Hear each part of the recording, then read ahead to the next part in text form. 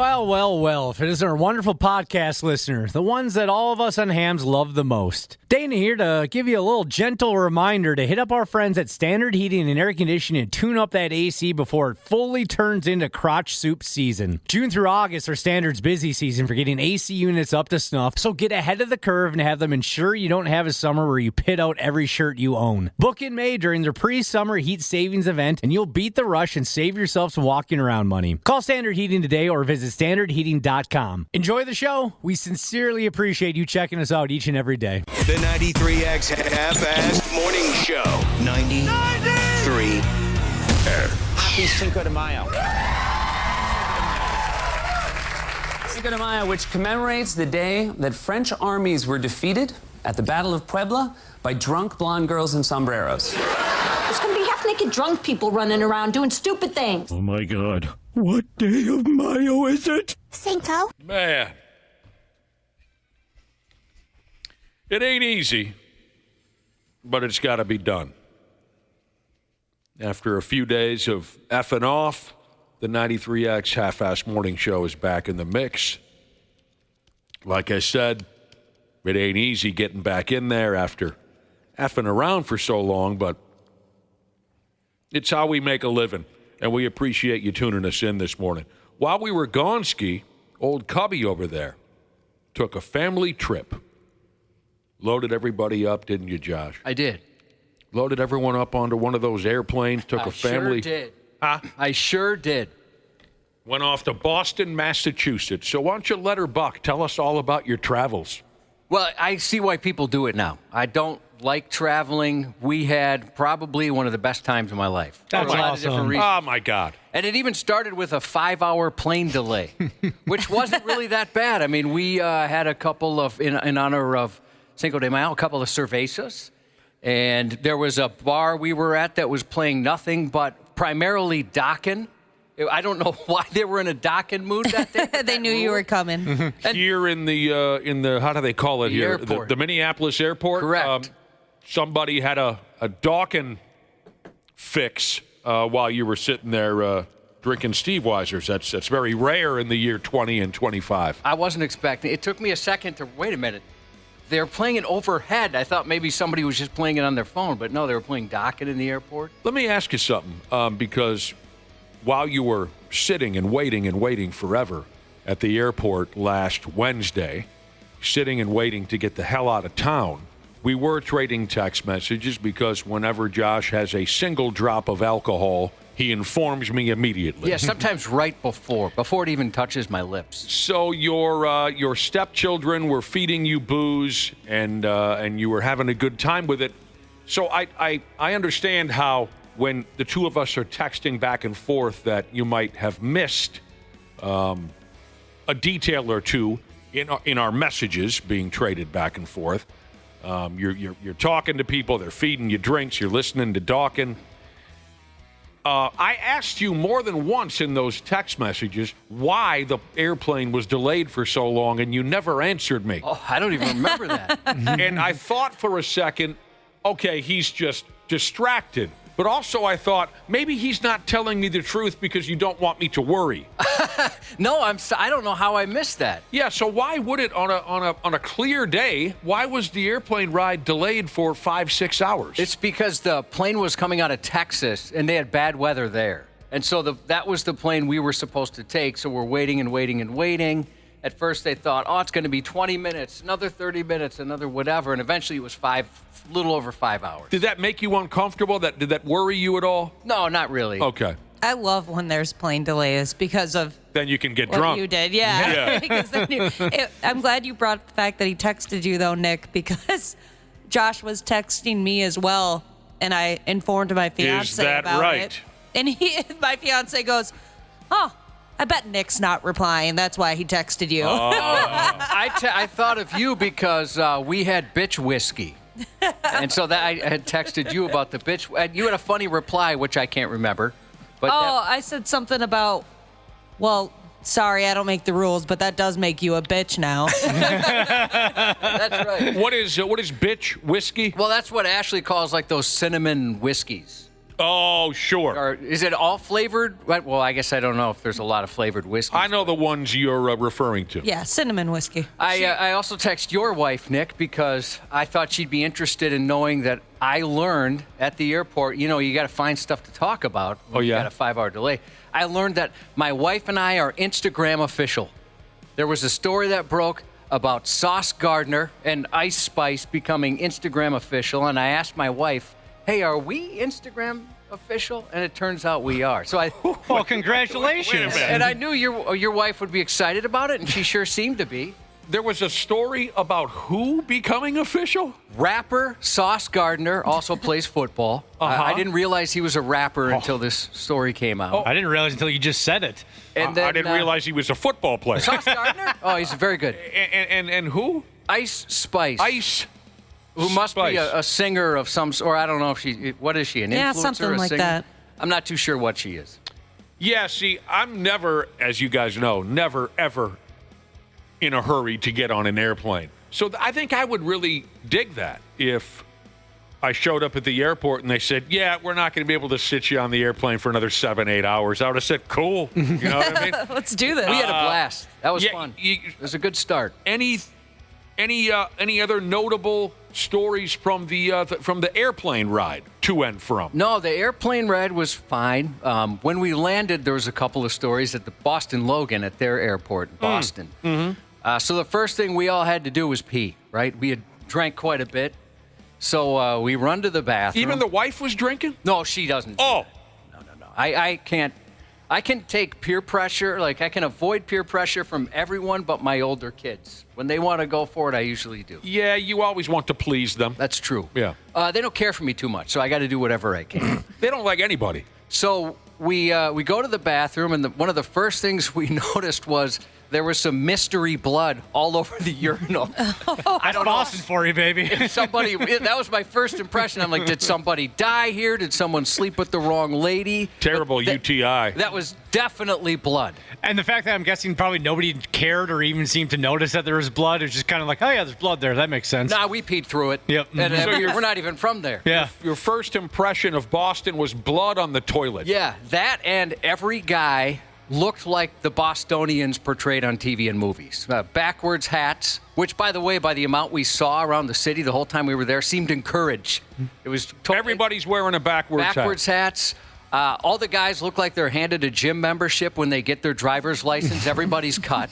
Just like in TV and movies. There were some bigger fellas. I was a little disappointed there weren't as many Boston accents as I'd hoped for. As a matter of fact, we barely heard any. There's a few people. Well, that's nice because the Boston accent makes my skin crawl. Oh, really? I kind of like it. I was hoping to hear some of it. It reminds me of some bad movies I've watched over the years. It makes my skin crawl. You didn't, even when just jaw-jacking back and forth with the hotel people and whatnot, you never caught any...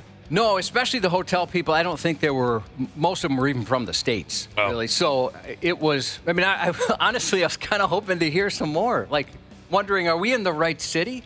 we did one of those duck boat tours, which was a lot of fun. Our, quote, conductor. You loved that, didn't you? I did. And I was the only one. By the way, nobody else laughed at that. I laughed at that. It was great. So we're cruising around the city. A lot of people honk constantly, by the way. I noticed that. But we're cruising around the city, and he would interrupt his little tour by yelling at folks on the street, and that was one of our most favorite things. Like, people just decide they're going to walk in the middle of the road, drive crappy, whatever. He would start cussing these guys out with this very loud microphone. So, but he didn't even have the accent? He did. Oh, he did? Yeah, he definitely did. He was one of the guys that, it was very, very thick. We're to the point where at times I had to ask my wife, who by the way, we're Instagram official, I had to ask her, what did he say? I couldn't understand what he said there. He's got to be local, right? He's the one driving you around town. Yeah, he must have been. When you mentioned this duck tour, what do you call it again? Yeah, duck tour? Mm-hmm. Doesn't sound right in my head. Duck boat thing. When you mentioned that you were going to be trying that out in Boston, I was a little confused as to what bodies of water you'd be going in and out of on the duck boat. Like here in Minnesota, or we did it, everyone's done it in Wisconsin Dells, there's bodies of water everywhere. Where the hell do you do it in Boston? The Charles River. Charles River. And named after Charles Grodin, one of the all-time comedy greats. Oh, God, I mean, he earned it. So we were on that. That's where and we weren't really in the water a ton. It was mostly on the street, kind of going around some of the more touristy things. But he had mentioned Wisconsin. He talked about the Ducks, and I guess they have the most boats there, the Duck boats, the tour company he works for. And there were a ton. You saw them all over the place. Like, we walked the Freedom Trail, which, by the way, I totally recommend if you're ever in Boston. That was awesome. Freedom Trail, what's that involved? Just a lot of history, right? A lot of American history, everything on the East Coast. You learn a lot about different parts of, different parts of the tour have different. Well, we did a walking tour that wasn't guided. I wish we kind of did a guided one because a lot of times we're looking at the map going, wait, what's that? What's that? Where are we? Yeah, there was 2 medical emergencies. I couldn't tell you what it was, but there's ambulances everywhere. That wasn't officially part of it, but we saw some of that. The people in Boston were hospitable? Very, very nice. I mean, there was a lot of the preconceived notions I had were incorrect. I kind of thought people would be rude, everyone's in a hurry. That was the complete opposite. Everyone was super cool. You know, the ones that realized we were Midwesterners, whether we're into Minnesota stuff, including Twins. That's why we went out there to watch the Twins play at Fenway. And we had Twins gear on. Everybody was great. The one joke, I text this to you, Nick. They loved to say this to us. Hey, Minnesota, thank you for David Ortiz. I bet we heard that no less than 20 times. It was no matter where we were. And you didn't want to choke him out? No, I thought it was kind of funny. But eventually I said, hey, how come, why isn't anybody thanking us for KG? Right. It seems like he should get, he deserves a thank you. Yeah, no one wants to talk about KG. Nobody said that. So on this Freedom Trail, there's this really old cemetery, and it's cool. I mean, you've got hundreds of years old. Some people were buried there with some of these gravestones. A lot of them were tough to read. They've been there so long. But they had monuments to Paul Revere and John Hancock. And John Hancock's grave marker looks like a giant penis. Hell yeah. No way. Maybe you could Google it, or I'll show you guys. Wow.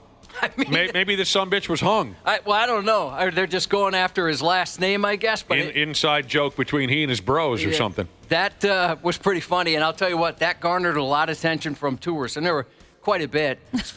Speaking of that, there was a lot of people from Minnesota.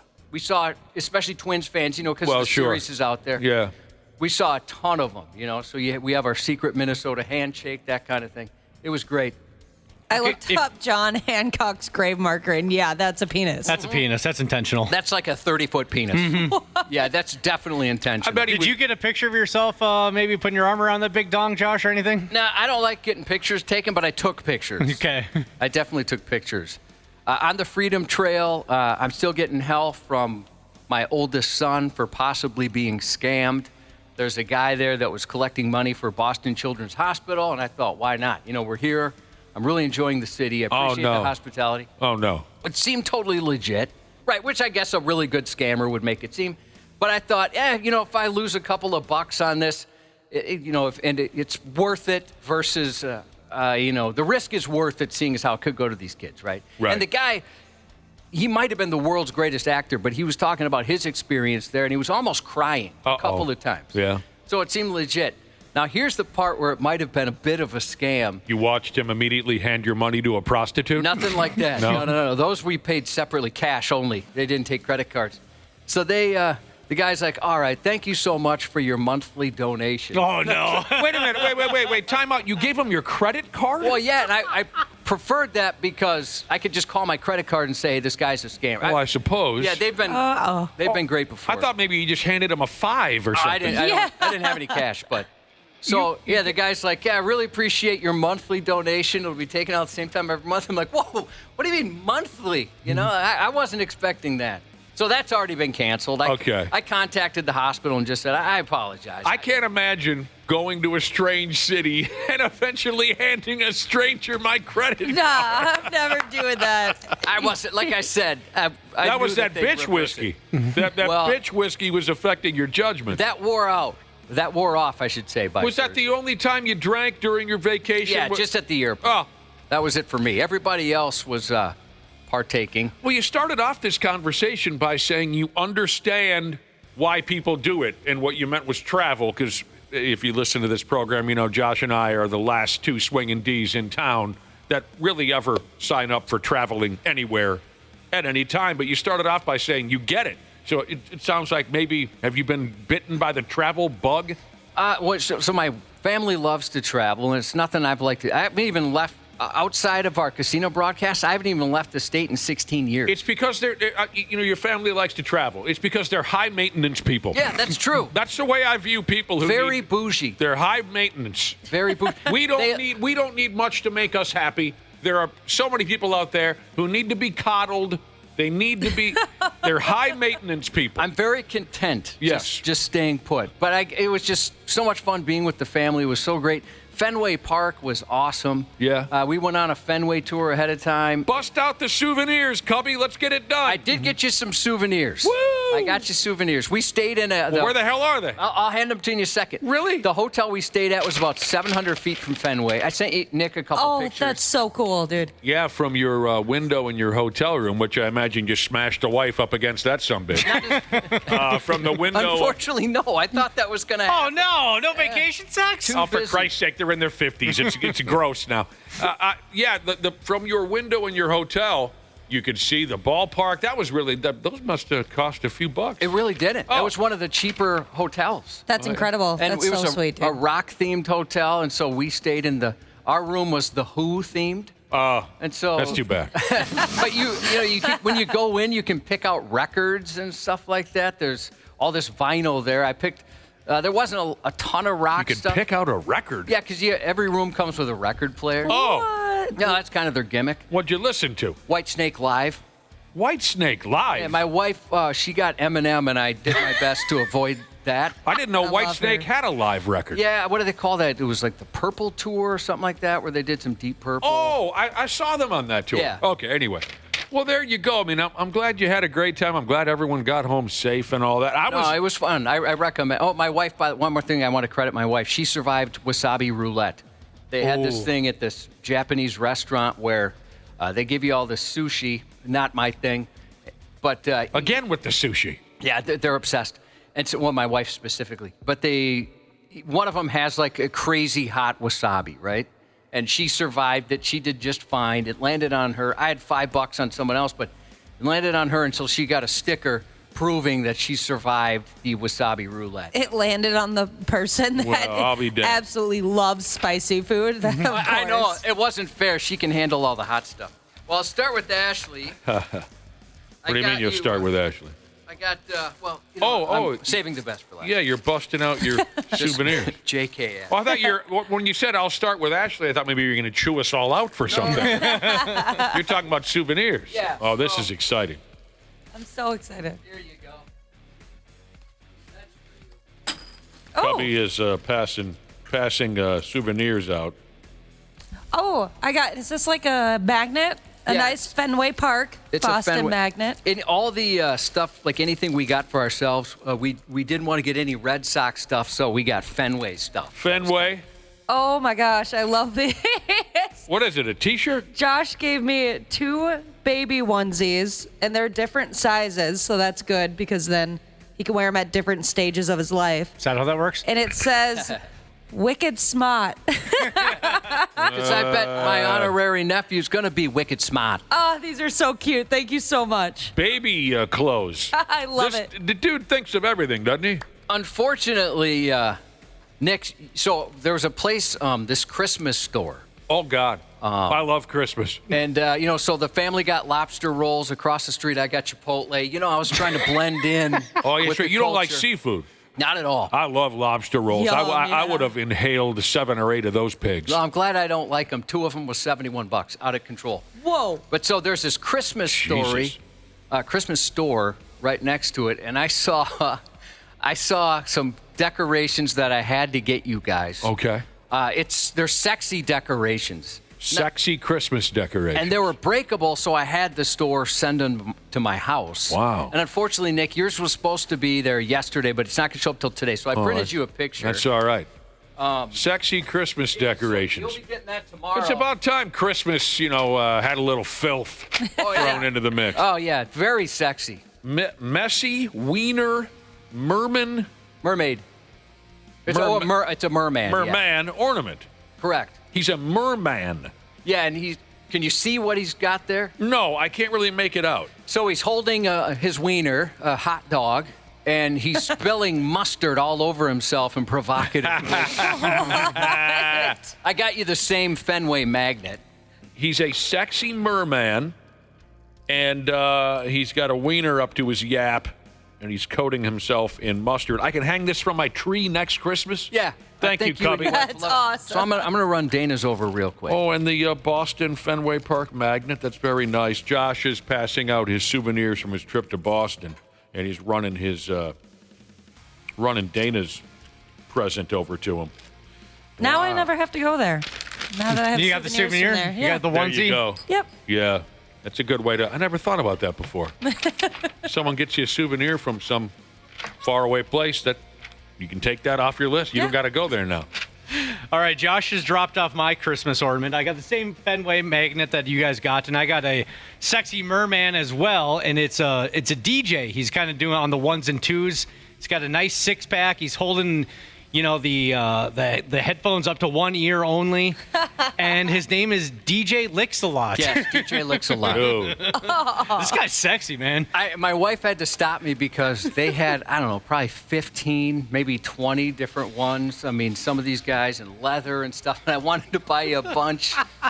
But she had to stop me. If this Christmas store had mermen, sexy mermen to hang from your Christmas tree, then they must have absolutely everything under the sun. They do. It was a store just dedicated to Christmas. We appreciate you thinking of us and taking the time while you're on vacation. Oh, yeah, absolutely. I thought of you guys. There was, by the way, those were the first thing you see when you enter the store.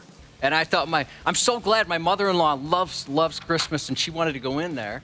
I'm like, okay, so we went in, and I saw those, and I'm like, thank God we came in here. These are perfect. This thing is huge and heavy. This is going to take down the tree. Yes. Look how big this thing is. And so I forgot, what's it made out of, porcelain or something? So I was afraid they were going to break, and I barely had a suitcase. I mean, I didn't really pack a lot of stuff, so they were nice enough to ship them. That's got to go front and center, dude. Oh, yeah. So you'll get yours tomorrow, Nick. Some large, I'm sure it'll be great. Thank you. Those are large Christmas ornaments. So today, our first day back is a holiday of some sort. Depends on who you are, I guess. Cinco de Mayo. I can't say I've ever gotten myself too wound up over this one, but, maybe some of yous go buck wild. Even when I was a young guy and, I was drinking, I mean, not just a little bit, I never really got into it either. No, me either. I would have maybe some chips and queso. Like, I would use it as an excuse to go get some Mexican food, but that's about it. Yeah, it says here 13% of Americans don't have a clue what the story is on Cinco de Mayo. And I know I'm one of them. I mean, we have this conversation on the same day every year if we're working on May 5th. We talk about it every year, but then seconds later, I immediately forget the story. You heard Conan O'Brien mention it there on the open of our program. Cinco de Mayo commemorates the Mexican victory over the French at the Battle of Puebla way back in 1862, 163 years ago. That's the story. It's not Mexican Independence Day. It's not Mexican-American culture that we celebrate. It's a victory that the Mexican army had over the friggin' French. And it's turned into something fun. Like I said, not anything I've ever done backflips in the streets over, but good for you. If you're a big Cinco de Mayo person, have a blast. Well, you always hear Mexico doesn't care about this. It's not like it is here. People, just like they say of Valentine's Day, it's a marketing holiday. The beer companies made it seem like a cool deal here. I have no idea how true that is. Right. But at the same time, it's something you do here every year. Cinco de Mayo. I kind of checked out on it when I heard in college somebody referred to it as Cinco de Drinko. And I was like, I think I'm good. I was saying that all weekend. Were you really? I was wishing people a happy May the 4th or Star Wars Day and then saying Cinco de Drinko. Oh, we missed Star Wars Day. Was that yesterday? Yep. Yeah. Because it's May the 4th. Yeah, a lot of folks drink up margaritas today, or maybe a Mexican Steve Weiser. A friend of mine invited me over for margaritas yesterday, and I thought he was setting me up for a joke, like how I answered he's gonna come back at me with something. So I didn't really get back to him until late last night, and he told me, hey, I was legitimately inviting you over for margaritas, and he never got back to me. I for sure thought he was going to make fun of me for saying, wow, I'd love a margarita, and that wasn't the case. You can't be gunning margaritas on a school night. No, I would have told him no anyway. Jesus Plus, Christ. I don't care for him too much. A little bit later on this morning, our pal Dr. P. Jesus will be stopping by. We'll holler at you when you want to get your text machine ready to send him a question. Dr. P. Jesus around 8:20 this morning. And, of course, at 7:30, our regular Monday, Wednesday, Friday combo of Randy Shaver and Brad Ryder. There's plenty to talk about still. Sorry, Josh, while you were gone, the Pigs were gassed. Yeah, we watched that. That's too bad. But the Wolves are still going. Yeah, it's that's awesome. good. And unfortunately for us, we went to the one Twins loss. Maybe we're bad luck. But it was it was so worth it. It was so fun. Twins won 2 or 3. So. And Louis Varland, by the way, your ex-boyfriend, Ashley, he waved at us. We were yelling for Louis, and he waved at us. I sent you those photos. Looking handsome as ever. Good for him. I love that. I'm glad you guys had fun there. Were you paying attention when the umpire cussed on the microphone? It didn't make, So I heard all that, saw the play, and it didn't make it over the loudspeakers there. That must have just been a TV thing. Just a TV thing. Friday night's game, Josh was at the Friday night Twins game, and there was a play at the plate, and they reviewed it. You know how they're doing it in Major League Baseball now. Let's do the review, which is just so frustrating. And the umpire got on the microphone and said safe or out or whatever the friggin' correct call was, and then he kind of swore at himself, I think. Yeah, he was mad at himself. He was mad at himself. You could tell his body language he was mad at himself, but we didn't hear this. At the end of 8, Red Sox ahead 6-1. Saw that too. God.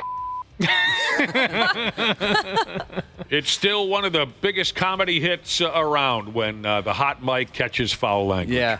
It works every time. All right, you're a terrific crowd. Thanks for joining us here on Cinco de Mayo, our first day back in a few. And like I mentioned, we got some company, Randy Shaver, Brad Ryder, and then a little bit later on, Dr. P. Jesus. We'll take a few minutes off and then come right back with the stupid news here on the program ski. 93X Half-Assed Morning Show.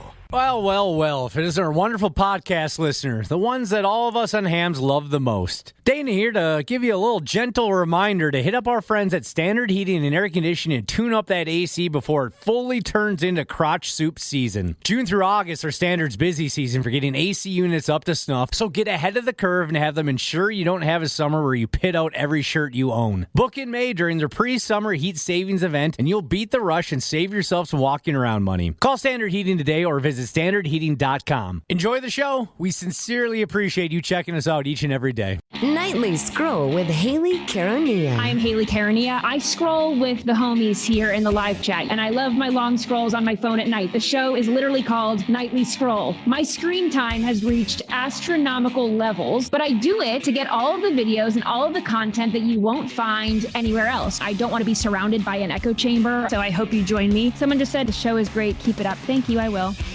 Nightly Scroll with Haley Caronia. Follow and listen on your favorite platform. Stupid news on the Half-Assed Morning Show.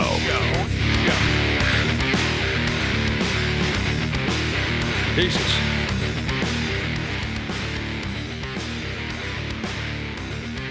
I more or less forgot that we had more to say. I was a little out of it myself. Yeah, I forgot.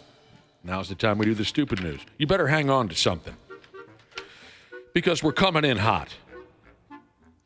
I'm going to go ahead and call this one of the worst things that's ever happened. Ever. Of all the things that have ever happened, consider that for a minute. Of all the things that have ever happened since the dawn of time, I'm going to put this incident in the top 10 worst ever. And I believe that this is the kind of thing that should earn someone a life sentence in prison. You go ahead and tell me if you agree with me on my first statement, where I'm putting this in the top 10 worst things that have ever happened since the dawn of time. Tell me if you agree with that or not. And then also you can give me your thoughts on whether this should earn someone a life sentence in prison.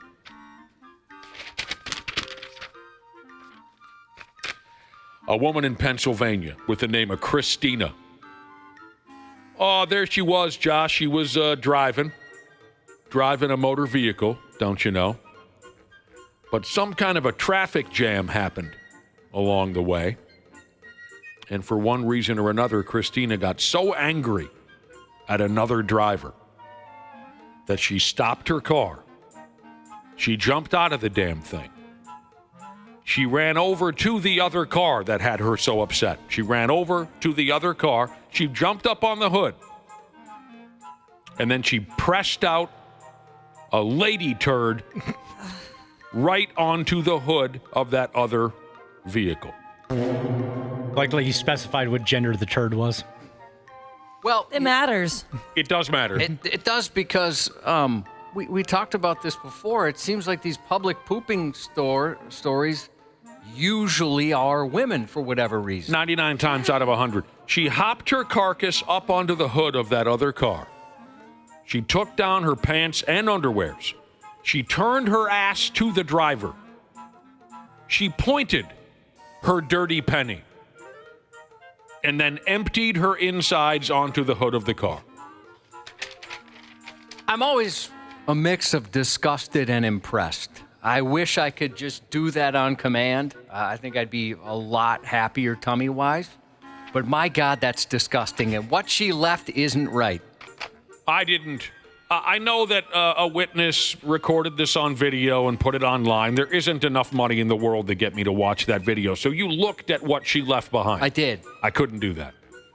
So where do you stand here on the bold statements I made on this being one of the worst things that's ever happened since the dawn of time? Where do you go with that?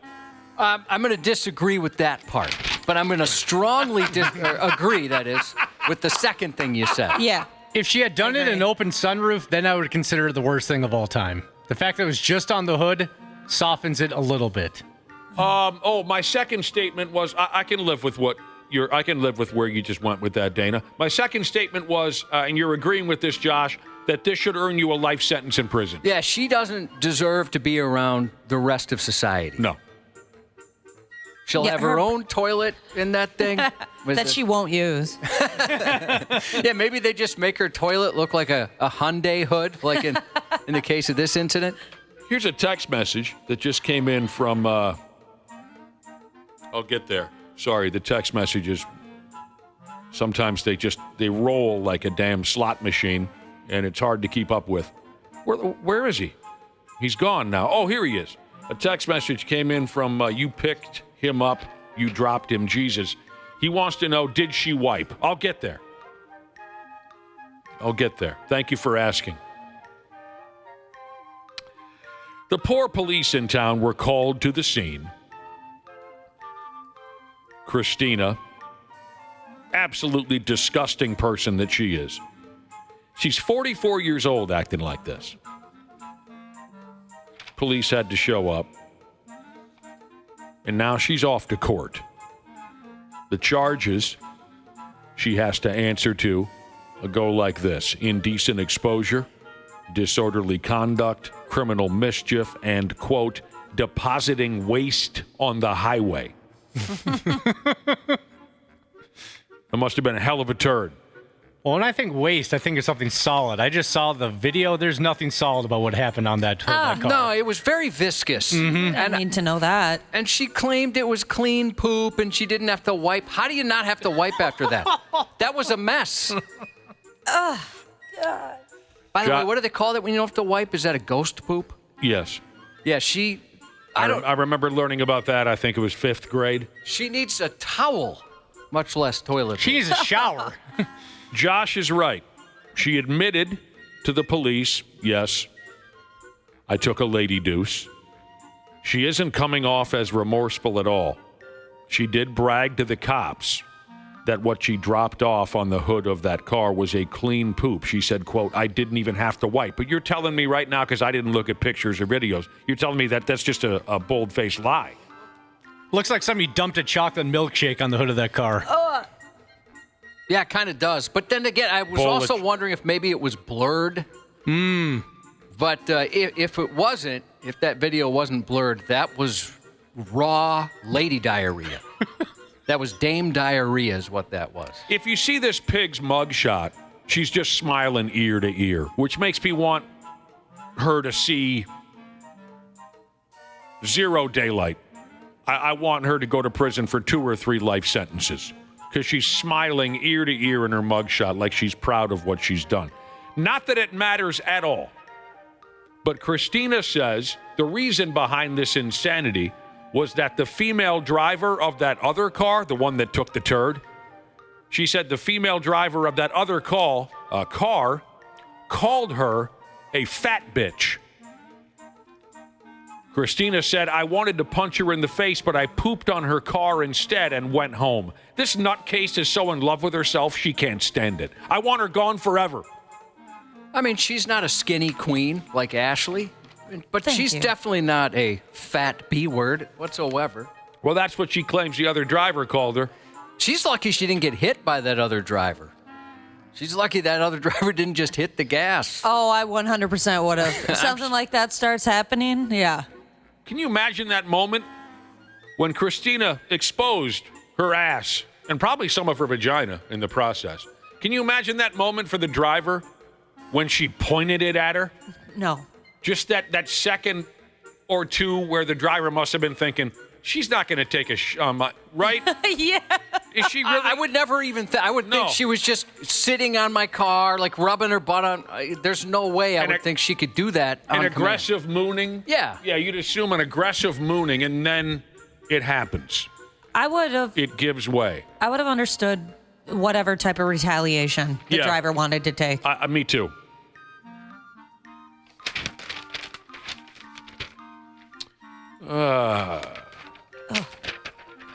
What does this say? Oh, God. North side front load, Jesus. He says, I hate this with every molecule of my being. I think he's referring to the story. He says, this story about the lady taking a deuce on someone else's car. He says, I think this tops your dirty backdoor girl on stage story from back in the day. He said, that one made me throw up in my mouth a little bit, but this one is the new champion. Ick, says Northside front load Jesus. Yes, thank you for bringing that up again. Many, many years ago, I was hosting a hot legs contest at a bar, and the women basically took their pants and underwear off on stage. That's how bar parties used to operate back in the late 90s, early 2000s. Things would just come completely unhinged right away, especially, a bunch of liquor being served. And yeah, a gal pulled their pants and underwears down at the bar on the stage in front of hundreds of people. And she did not realize, because she was so intoxicated, she did not realize that she had shat herself terribly. And it was running down her leg, and it was just horrible. Poor girl. And when she pulled her pants and underwears down, and trust me, all the women up there looked great, by the way. They were pretty girls.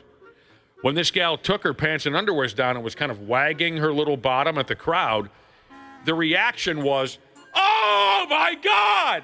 Well, she thought, because she was so drunk, she thought, oh, yeah, you like that, huh? And so she's wagging it even more. And the crowd is just running for the exits, but she didn't realize. She thought it was a positive crowd pop, not a negative. Yes, Northside front load Jesus. I'll remember that until the day that I die.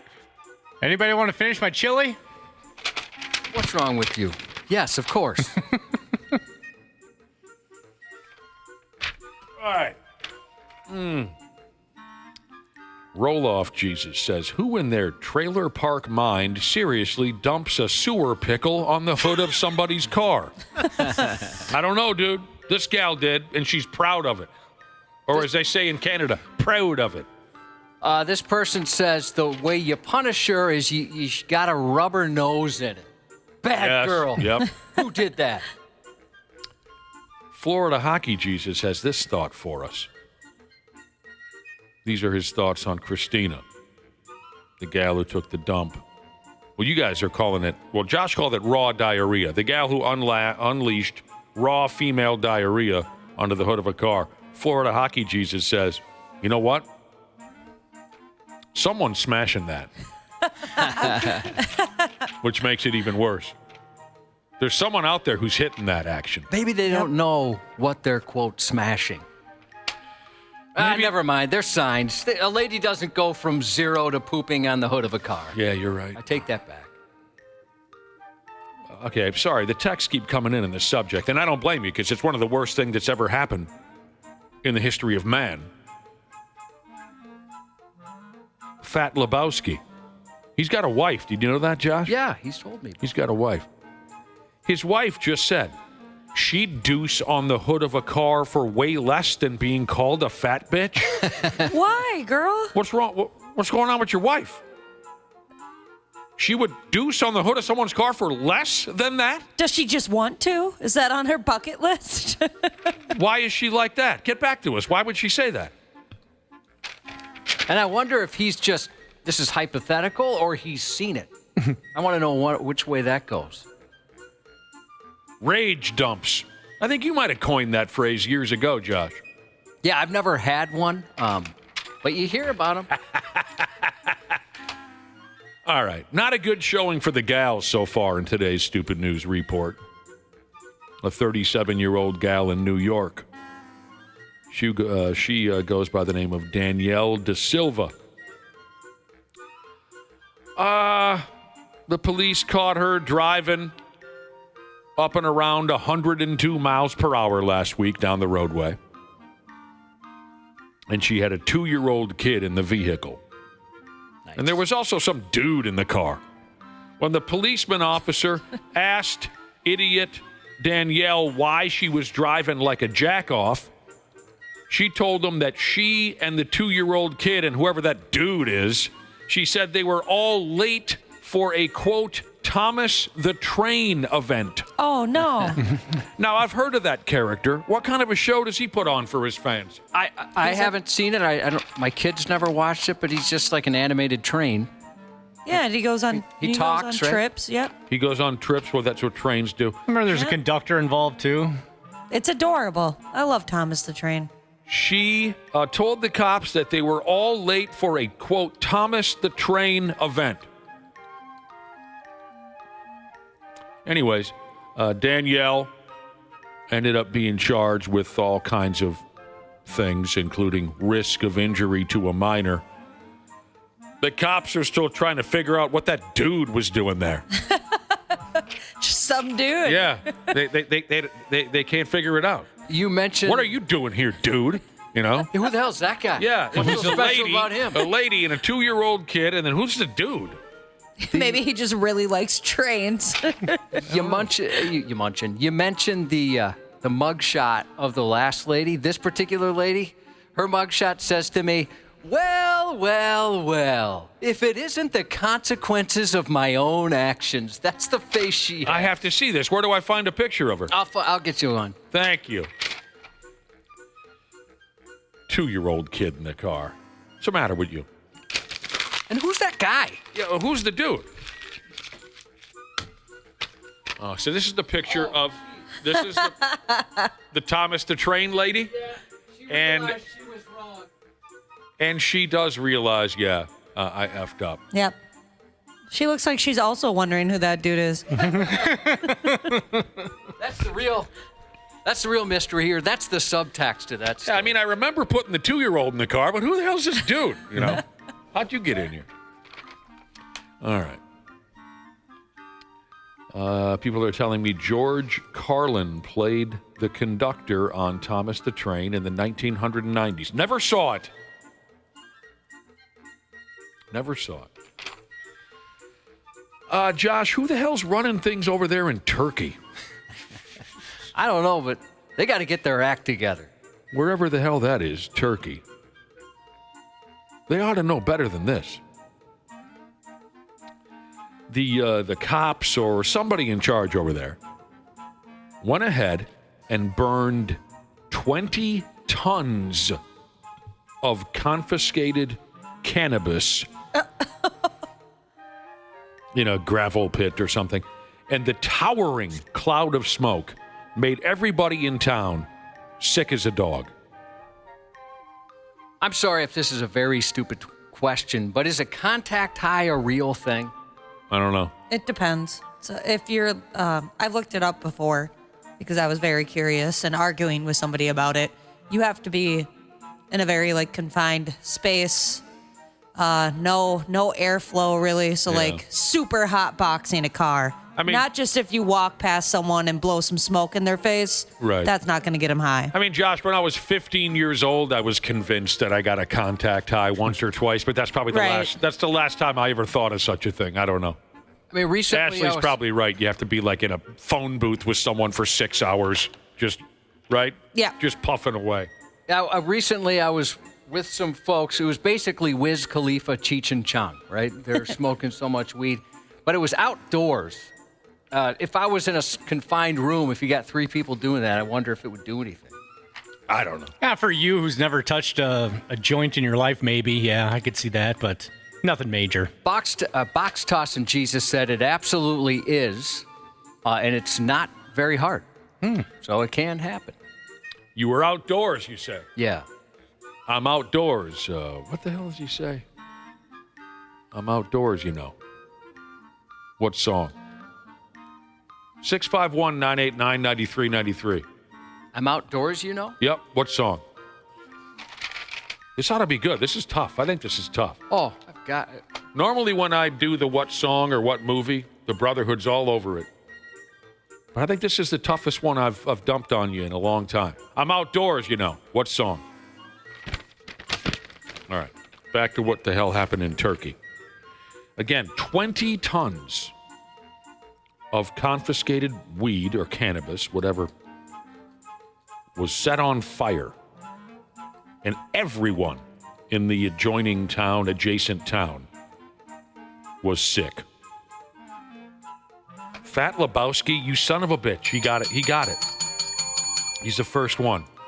1 bourbon, 1 scotch, 1 beer by George Thorogood. By Lonesome George Thorogood, to be specific, and the Delaware Destroyers. I'm outdoors, you know. People don't like when I play that song on the jukebox. Oh, they're un-American bastards is what they are. It's played so much, maybe they're just tired of it? Do you think that's what it is? I think it's because it's kind of slow.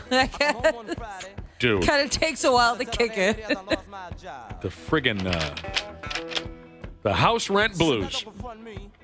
Man, I saw this dude in concert when he was still young. Sweet. Just a riot.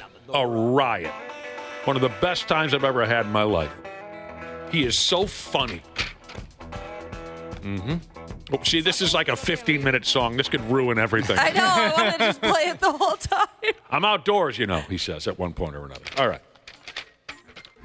They burned 20 tons of cannabis. So this effing Turkish ganja gangbang bonfire lasted for days. Days and days. It takes a while to burn 20 tons of anything. And sure, a few people said they felt like they got a little high. A nice low-key high, they said. But the rest of the folks in town were miserable. They were dizzy as all hell. They were nauseous. New guys in the corner puking his guts out. A few people upped and started hallucinating awful things. They started listening to terrible music. They started wearing retro-looking 60s and 70s clothing. It was embarrassing. 5 days have gone by now since the fire went out, and folks are still feeling funny. I guess if other people were saying that they were feeling weird, I'd probably join in, even if I wasn't, because of the potential payout. Oh, I didn't think about that. I didn't either. You want a couple of bucks? Yeah. I feel you made terrible. me so sick. As you can tell by looking at me, I'm very sick. Just having the time of my life. Right. Cheeto dust everywhere. Yeah. Oh, pain and suffering. Pain and suffering. It's just been terrible. Terrible. Now, if you don't mind, I'm going to go get some sherbet. One peckerhead in town said, "We've been unable to open our windows for days because of the drug smell. Our children have gotten sick. We're constantly going back and forth to the hospital we face this problem every year. So apparently they cut loose with this big pot-burning disaster every year in that neighborhood in Turkey. Is this legitimate? I think I have this right. They burned $260 million worth of cannabis. I would have sold it. If you were a police officer? Sure. For like, hey, you know this stuff that must be illegal if they're confiscating it? We're just going to sell it. I'd sell half of it, Josh. I'm not completely corrupt. $130 million would be all yours if you sold half That of it. is crazy. I bet that got really annoying. Oh, man. It's like sometimes you're just walking around like, okay, I get it. Everyone's smoking pot. Yeah, days and days this went on. It must have been overwhelming. I would have flipped out. What did they think was going to happen? I don't know. The grass, by the way, was seized by some big fat-ass anti-narcotics operation over there. But like I said, they do this every year. There's got to be a better way to pull this gimmick off. Authorities use diesel fuel to burn the ganj. That might have contributed to all the sick people, I would guess. That can't be good. Diesel fuel and thick, dank weed. I can't imagine anyone in town felt good. Why do you need diesel fuel? I'm sure you could I don't know. Put a little bit of gas on a part of it and the rest would just go up. Just toss a little lighter fluid in there. Be done with it. And I don't. You smoke it one joint at a time. That's how you destroy it. Like a kid who gets caught smoking a cigarette, got to smoke the whole pack now. We're going to destroy this one blunt at a time. The last part of the story, is this a translation thing, Josh? I don't know. Could be.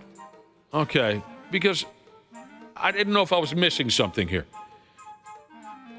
Whoever burned all the weed, the cops or whoever it was, they arranged the massive piles of drug packages to spell out the word lice before setting them afire, L-I-C-E, and folks say that was a classless move. Now, maybe lice in Turkish means something, I don't know. I could have left that out, but I kept it in case anyone had any idea what that means. So it means, Yeah. Whore? Okay, that doesn't help. Oh. But I actually, to be honest, I thought that was just a stock photo. Maybe they did do that. Weird. All right. You know how Fat Lebowski, he answered the house rent blues, 1 bourbon, 1 scotch, 1 beer, when I threw that little George Thorogood test out to the crowd. But also earlier, he said that his wife, we were telling the story about the lady who jumped up on someone's vehicle and took a deuce on the hood out of anger because she was called a fat bitch. Fat Lebowski texted in and said his wife, when listening to the story, said she would get up on someone's car and take a deuce for even less than being called a fat bitch. And I asked him why. He got back to us on that. Thank you for getting back to us, Fat Lebowski. He said about his wife, just like every little goth girl, the wife has both tummy and anger issues.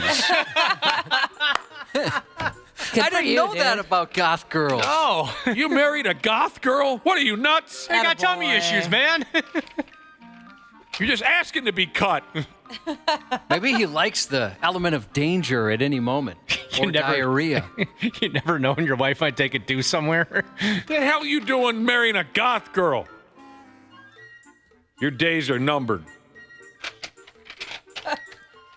Actually, you had a goth phase, right?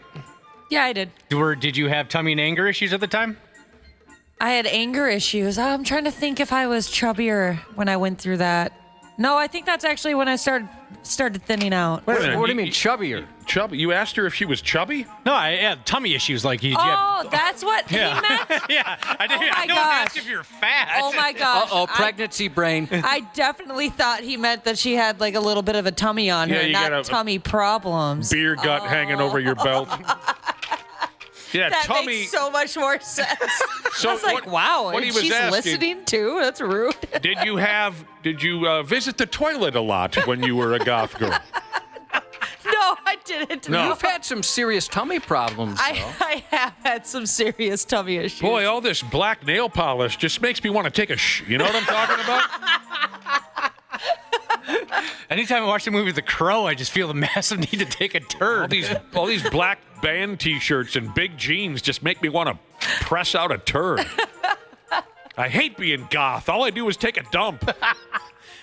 That is so funny. You thought he was saying all goth girls are chunky. You can't get a Nightmare Before Christmas T-shirt in anything other than large. Oh. People used to buy me that stuff so much. Why is that so popular with folks that are goth? I mean, I really enjoyed that movie, but they embraced that one, it seems. I have no clue, and I would get all that different merch, and I've never seen the movie. So I would have to act like, oh, this is so great. Yeah, I love the skeleton dude. Thanks. Are you referring to Jack Skeleton? Yeah. Tummy issues. Ashley took that to mean, were you fat? Did you? God. And you thought they would just straight up ask you that, too? Yeah. Oh, your goth days? Were you a little chunky, Ashley? I've been asked weirder things on this show. All right. Hey, Fat Lebowski, do you have tummy issues? All right. This old bit, this one works every time. In a place called Springfield Township, Ohio, a dude got himself arrested. It's nothing original. He had a big pile of meth rocks in his car. Well, I suppose it is a little different. He's an Uber driver. This guy by the name of Robert Rose. So Robert would drive folks to the airport and whatnot as an Uber driver, and then while he was at it, he'd deal some methamphetamines to the kids in the neighborhood. One of his Uber customers snitched him out to the cops. I like that part. That's hilarious. But once the cops got a hold of Robert, they saw that he hid a pile of that meth in the false bottom of an aerosol can that he had in his car. I always wanted one of those hidden banks as a kid, you know, where it'd be at the bottom of like a shaving cream can or something like that. Hidden banks? Hidden banks, yeah, like you put change in. Oh. That sounds kind of cool. Yep. Or dinosaur embryos in Jurassic Park. They have those? Mm-hmm. That's hilarious. I'm always trying to find a new hiding place for my dinosaur embryo. Kept it in my socks and underwear drawer when I was a kid, Josh. Up in the ceiling panels. You ever do that? No. Have you ever seen? Where do you hide your dinosaur embryo? Oh, I do that. You're going to love this. It's a fake electrical outlet. You just cut a little hole in some drywall. You put it. That's brilliant. That's a lot of work. And then it just kind of folds out. Oh, that's brilliant. Yeah. Like almost like you're opening a mailbox. Same type of thing. All right. Once the cops got a hold of this Robert Rose, the crooked Uber driver who sells meth to kids, like I said, he had a false bottom and an aerosol can in his car. He also had some pills, and he had a meth pipe, and he had all kinds of things. He denied owning the aerosol can, of course. So anyways, he's all done. But here's the classic bit I was referring to. When Numbskull Robert was arrested for meth, he was wearing a T-shirt that said, "Retired drug dealer." He likes those attitude shirts he does. They're hilarious. I don't see those as much anymore, those Thank God. Shirts. I know. Man, those were really big for a while. Thank God the attitude shirt thing finally I'm big in Japan. Oh, my favorite. Porn star. OG cabinet finisher Jesus says, hidden banks? Do you mean stash cans? I haven't heard that before. Yeah, I was lost for a second there, and then I put it together. I can't think of any of the other cliche attitude shirts that were everywhere in the early 2000s. Every time I went out to the bar, you'd see at least a dozen people with some shirt with some stupid joke on it. Oh, the FBI shirt, Federal Booby Inspector. That was a classic. Female body inspector was another version of that. Yeah, I used to see the one where it had a silhouette of an exotic dancer or a stripper, I guess, and underneath it said, "I support single moms." Yep. That one stood out. I like that. I like that one. Some of them, I don't know. Sometimes they still get me a little bit. They were everywhere. Box Toss and Jesus said they've got a guy at work who wears one of those attitude shirts every day. Also, they never made it in your size. It was always one size too small, it appeared. Yeah. So true. They weren't all bad. It's just my damn... We had those Big Johnson shirts when we were, like, middle school. Yeah.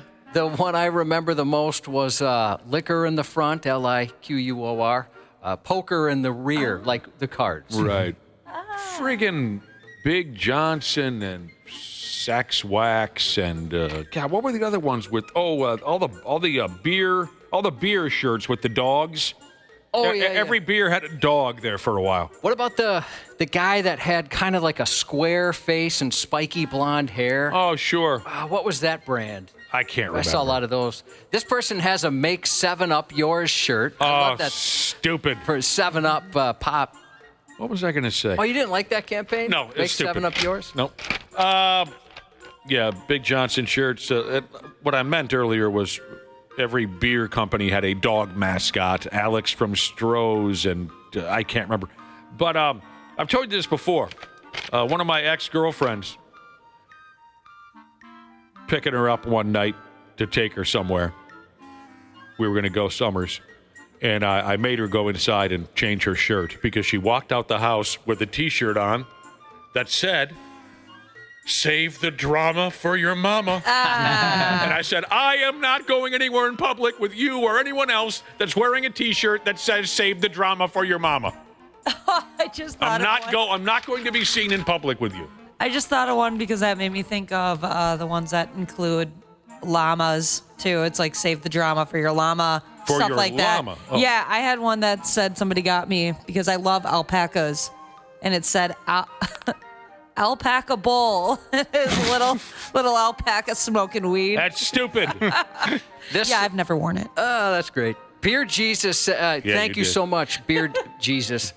Bad Boy Club. That was the brand of shirts. Oh, yeah. The dude's flexing his arm. Yeah. I had a couple of friends obsessed with those. He said he has a friend so obsessed that he's got a tattoo of it on his arm, the Bad Boy Club logo.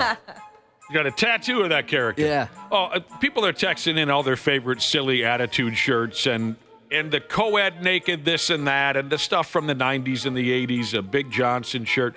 There's one I saw, and I don't mean to be controversial. I just thought it was a funny shirt. It was on a baby. It was a onesie that said, "Now that I'm out, I'm pro-choice." Oh, yeah. I need that. Now that I took a look at my parents, someone texted in and said, if I see one more person wearing the Johnny Cash middle finger T-shirt, I'm going to dig the sumbitch back up. Sports on the 93X Half-Assed Morning Show. And now Clemens to right and deep it goes and gone! Let's go. Cody Clemens in his first game at Fenway Park with the Rocket here has put his team on top. A sixth inning two-run homer, and the Twins take a 3-1 lead. Let's go. For Pete's sake, that was Saturday's Twins-Red Sox game. Yeah, Roger Clemens' son, who's playing for the Twins for now. I don't know if he'll stick around terribly long. But he hit a dong there in front of his dad there at Fenway, where his dad pitched for so many years, and everybody was falling down and touching themselves. It's too bad I hear Roger Clemens is such a miserable douchebag. He kind of has that reputation. Yeah, but good for his kid. Had a nice moment there in Saturday's game. The Twins did F around and win 2 out of 3 in Boston over the weekend. Josh didn't get to see a win Friday night, but they got a win yesterday, 5-4. We can get into greater detail on that when Dinkus and other Dinkus join us in about a half hour. Sounds like maybe Royce Lewis could be close to coming back. Yeah, even the next series, right? Yeah, the next couple of days. Yeah, they have a day off today. Thank you. I would have completely forgotten to mention that. They have a day off today, then they start a series with Baltimore. We know who the Wolves are going to play. Yep. I don't know how I'm going to make it. I'm concerned for you. I really am. I was concerned for myself before the Lakers series, and God, that felt good, didn't it? That was awesome. You need to get some anxiety medication or something. I think so. Me and the wife have been talking about it because we watch every game together, and she can't do it anymore. Oh, she's in the same boat. She's so much more relaxed than you. No. What I mean is she can't watch the games with me anymore. Oh. I thought she was frustrated at the same thing. She runs hot now and again. Like I said, during the Lakers series, she did up and call one of the members of the L.A. Lakers. She called them a big bitch. while we were watching the game. Maybe it might have been LeBron or someone was complaining to the referees, and my wife said, "Oh, shut up, you big bitch." So she gets wound up here and there, once or twice during a ball game. So it's the Lakers and whores? Those are the two things. Or maybe I should say whiners and whores. Yeah. She's not a fan. She's really grown to hate baby nuts and LeBron James after that. It was only a 5-game series, and she's just sold on how terrible those two idiots are. But anyway, she runs hot once or twice during a ball game. She'll give way. It's constant for me. I can't relax. I can't stop hollering and cursing. And so we have to figure something out, because the Timberwolves are going to play the Golden State Warriors, which is just the worst scenario for me. I just despise that ball club. So, starts tomorrow night. I don't know. Maybe you're right. More so than the Lakers? Yes. Maybe you're right, Ashley. Anti-anxiety medication. Something like heroin, that. I don't know. But this Eat an edible. I don't know. It'll be okay. Probably. I mean, see, you have to understand, win or lose, I'm going to be miserable the entire time. I said the same thing before the Lakers series, and it was true. Even after Game 5 was over, as excited as I was that the Wolves eliminated the LA Lakers, I still had just this terrible anger in me. There's nothing that can quench it, win or lose. All right, before we go, real quick. We were talking about those silly attitude T-shirts. They were hotter than hell 20 years ago. Every once in a while, you still see one of those goofy attitude T-shirts. Some of them can be fun. I can't deny it. But most of them annoy the piss out of me. Here's one that was texted in by a listener. They were at a party. Some dude was hanging out, and he had a T-shirt, and the T-shirt said this: "Dad in the streets, Daddy in the sheets." I've seen that. Gross. Dude. I saw one that was gross but funny, and I think this one's pretty popular. I have to change it a little bit. But it says, "Don't bully me, I'll orgasm." Have you guys seen that yes. one? Yes. It's perfect. I wish I could say the real version, but that was pretty good. Yeah. I'm a dad in the streets. But a daddy... No, shut up. No, you're not. No, you're not. You last like 3 minutes tops. Yeah. I'm more of a 2 shorts and a long guy. 3 minutes, that's impressive. We'll take a break, Ski, but coming up next, Josh's news report. The 93X Half-Assed Morning Show. Well, if it isn't our wonderful podcast listeners, the ones that all of us on Hams love the most. Dana here to give you a little gentle reminder to hit up our friends at Standard Heating and Air Conditioning and tune up that AC before it fully turns into crotch soup season. June through August are Standard's busy season for getting AC units up to snuff, so get ahead of the curve and have them ensure you don't have a summer where you pit out every shirt you own. Book in May during their pre-summer heat savings event, and you'll beat the rush and save yourself some walking around money. Call Standard Heating today or visit standardheating.com. Enjoy the show. We sincerely appreciate you checking us out each and every day. Nightly Scroll with Haley Caronia. I'm Haley Caronia. I scroll with the homies here in the live chat, and I love my long scrolls on my phone at night. The show is literally called Nightly Scroll. My screen time has reached astronomical levels, but I do it to get all of the videos and all of the content that you won't find anywhere else. I don't want to be surrounded by an echo chamber, so I hope you join me. Someone just said the show is great. Keep it up. Thank you. I will. Nightly Scroll with Haley Caronia. Follow and listen on your favorite platform. The 93X Half-Assed Morning Show. They got their heads up their ass. On 93X. I said, the guy, don't touch me. He pushed me. I tried to defend myself. The first time he take the wheel, the big wheel, and I go to the floor. He take more. It's a tale of take it to tempers, take it to tools, and take it to trash. A 47-year-old Floridian battered his 75-year-old neighbor with an electric bike tire and a wheel rim over a trash dispute. George Horton was apparently less than thrilled with the way Rodolfo Ortega was taking his garbage duties at their shared apartment complex. Oh, no, they live in the same apartment complex. They do. Just before noon last Monday, Horton went after Ortega with the bike tire and rim over the placement of garbage. Ortega, not one to go down without a fight, produced a screwdriver in an attempt to defend himself, but unfortunately the scuffle left him with lacerations to the head, hands, and body. Can't imagine being attacked by a bike tire. Yeah, I mean, I don't have... Not the weapon I would imagine would be involved. I've never owned an e-bicycle. Are the rims bigger or heavier or anything? I have an e-bicycle, and I couldn't tell you. You don't know? Yeah, I don't. I just kind of get on the thing and hit the throttle. I can't compare it to any damn thing. He tried to kill me, Ortega reportedly said, adding that Horton, quote, broke his head open. I didn't see Ortega, but it supposedly was pretty bad, his injuries. Yeah. Horton wasn't located until Tuesday morning when police found him outside Ortega's door, drunk, disheveled, and delivering a series of slurred nonsense.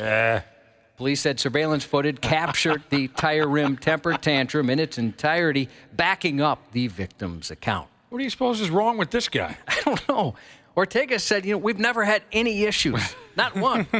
Next thing you know, I'm taking a bike tire upside the friggin' head. Yeah, he had no clue where this came from. That's not right. In other bicycle-related news, Pee Wee Herman's beloved bicycle from the 1985 cult classic Pee Wee's Big Adventure has officially found a new home, and the best bike in the whole world went for a hefty price. The best bike in the whole world. The screen-used stunt bike ridden by the late Paul Rubens. God, that dude ruled. I know. It was so nostalgic watching a bunch of those clips yesterday. Sold for $125,000 on Saturday. Worth every penny. A routine gas station stop turned violent when a Florida woman popped a person in a fit of rage, and a 3-year-old ended up in the crossfire. 35-year-old Crystal Hess is accused of hurling an unopened can of Pepsi into a man's van, striking his toddler in the head. Oh. The carbonated clash at the convenience store started when the victim pulled up to a pump. He noticed a woman, later identified as Hess, trying to use the same one. Realizing the gas tank was on the wrong side, he did a quick U-turn back in, with Hess staying parked in front of him while he fueled up. Once he finished and got back into the driver's seat, Hess reportedly walked up to his window demanding access to the pump. The man asked her to move her vehicle so he could leave, and that's when she launched the can into the van. It bounced off the headrest, hitting the 3-year-old sitting in the back seat. Oh, man. Sorry, this is funny to me. I'd love to see it. Hess then struck the van with a hammer fist while holding a house key, leaving gouge marks. Then she kicked the back of the vehicle, causing $1,000 in damage. $1,000? Officials later learned Hess had been arrested for a hit-and-run crash in South Carolina in the same vehicle she was driving at the gas station. Then just days later and miles away, another bizarre canned goods attack made headlines, this time involving a man with a reputation for hurling food at his neighbors. A 38-year-old man known for throwing food and other items around a Florida neighborhood was arrested after a neighbor said he threw a can of corn through her window. Someday he's going to hurt somebody. He hit the lady across the street with a can, and she was afraid to make a report because she was afraid that there'd be retribution. On April 25th, a Port Charlotte woman heard glass shatter and saw a man running from a neighbor's yard. Inside the home, she and another woman found broken glass and a Del Monte can of corn. The can man is known for throwing cans from food banks and other objects like glass plates, metal, raw meat, and even bottles of pee-pee. What kind of things has he thrown at you guys? Oh, my God. A bottle of pee. Pee? Like pee. Urine? Yeah. When deputies approached the man, he said, "I plead the fifth," and refused to come out. Plead the fifth? That's a power move. And the cops pretty much just walk away at that point. There's nothing they can do. Nope. Then he kept repeating the phrase, "You can't take me," to deputies who took him. Yeah. Homeowners who called the cops to report a break-in didn't have to wait long for authorities to arrive, seeing as how it was a cop doing the break-in. A 32-year-old off-duty officer in New Jersey was arrested for smashing her way into her ex-boyfriend's home and assaulting him and his new girlfriend during a violent home invasion just before 11:30 p.m. Friday. Off-duty at the time, police say she smashed the front glass door to the house, went inside, and assaulted 2 people indoors. She also trashed the hood of one of the victim's cars parked in the driveway. At some point during the altercation, the livid law enforcer dug her nail into the next girlfriend's eye. Oh, no. The victims were able to escape, call 911, when the officer went upstairs to gather some of her items that she'd left behind after their 5-year relationship ended. When police arrived to arrest her, she resisted and had to be forcefully handcuffed while continuing to yell profanities at the couple and threatened to burn down the house, even with her dog, Rookie, still inside. The pain. She's going to have to figure things out, this one. Yeah, it's the... this kind of approach isn't working for her. The crazy, hot matrix is in full effect here. I'd let her burn down my house. Oh, yeah? She's a very pretty lady? I find her attractive. Foxy lady? Yeah. Mm-hmm. Is she on 93X.com? No. Oh. I didn't want to share. To be honest. Usually I would send something like this to Ashley, but she's all mine. How's that new girlfriend's eye? It's always the eyes. It sounds like it was ouchy, but that's about it. No Dug her permanent damage. fingernails into the lady's eyes. Yeah, no good. A 22-year-old former Minneapolis hotel worker is facing charges after he tried to record a woman in a bathroom.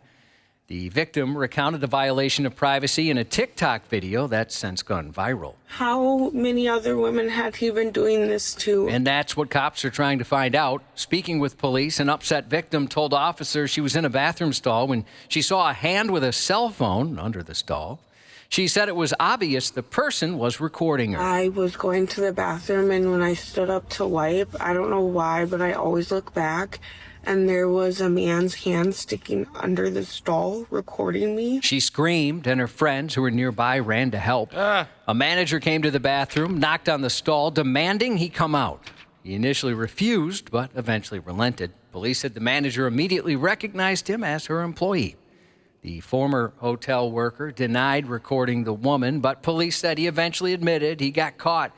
He claims, though, before he could hit record.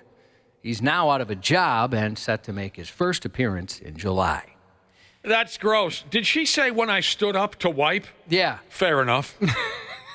I don't know what she was doing. I stand up. For both? Yeah. No, it's not the standing up. It's just that she said out loud when I stood up to wipe. She was being descriptive. Yeah. She could have just said when I stood up. But I like the picture she painted. Now Sure. I know what she was up to. I'm being nitpicky. It's just I don't often hear anybody ever say when I stood up to wipe. Well, if she happens to be listening, she's a local gal. Oh. Take a lesson. Please, stop talking about your wiping. In a disturbingly similar incident across the country, a vile voyeur is facing charges for a vile act straight out of a pervert's playbook. A 23-year-old Northport, Florida man was caught using his phone to snap secret upskirt photos of his shopper. According to police, a witness spotted Cameron Carpenter aiming his camera up a woman's dress and alerted her. When confronted, Carpenter reportedly denied everything and made a quick exit. But detectives say store surveillance told a different story about the Northport pervert, capturing the entire incident on camera. Using what authorities described as advanced technology, they later confirmed Carpenter's identity as their suspect. They used that advanced technology. Yeah, I don't know exactly what that was. That's all they called it. Well, if you ought to be able to figure it out. You're an advanced technology kind of a guy. I like tech, but I don't know what they're talking about. A 28-year-old man from Phoenix was arrested in New York after police found him lounging naked in a stranger's hot tub. Police responded Wednesday to reports of an unsolicited spa guest at a private residence. Upon arrival, officers found one Achilles Reinhardt reclining in the bubbling bathwater. Dude's name is Achilles? Yeah. I'll be. Completely nude and seemingly unbothered, just balls and bubbles steeping in someone else's suburban serenity. It's just terrible. Investigators say Achilles didn't just marinate his meat and marbles in the hot tub that day. Achilles went full heel, stealing an e-bike along the way for his unauthorized solo hot tub party.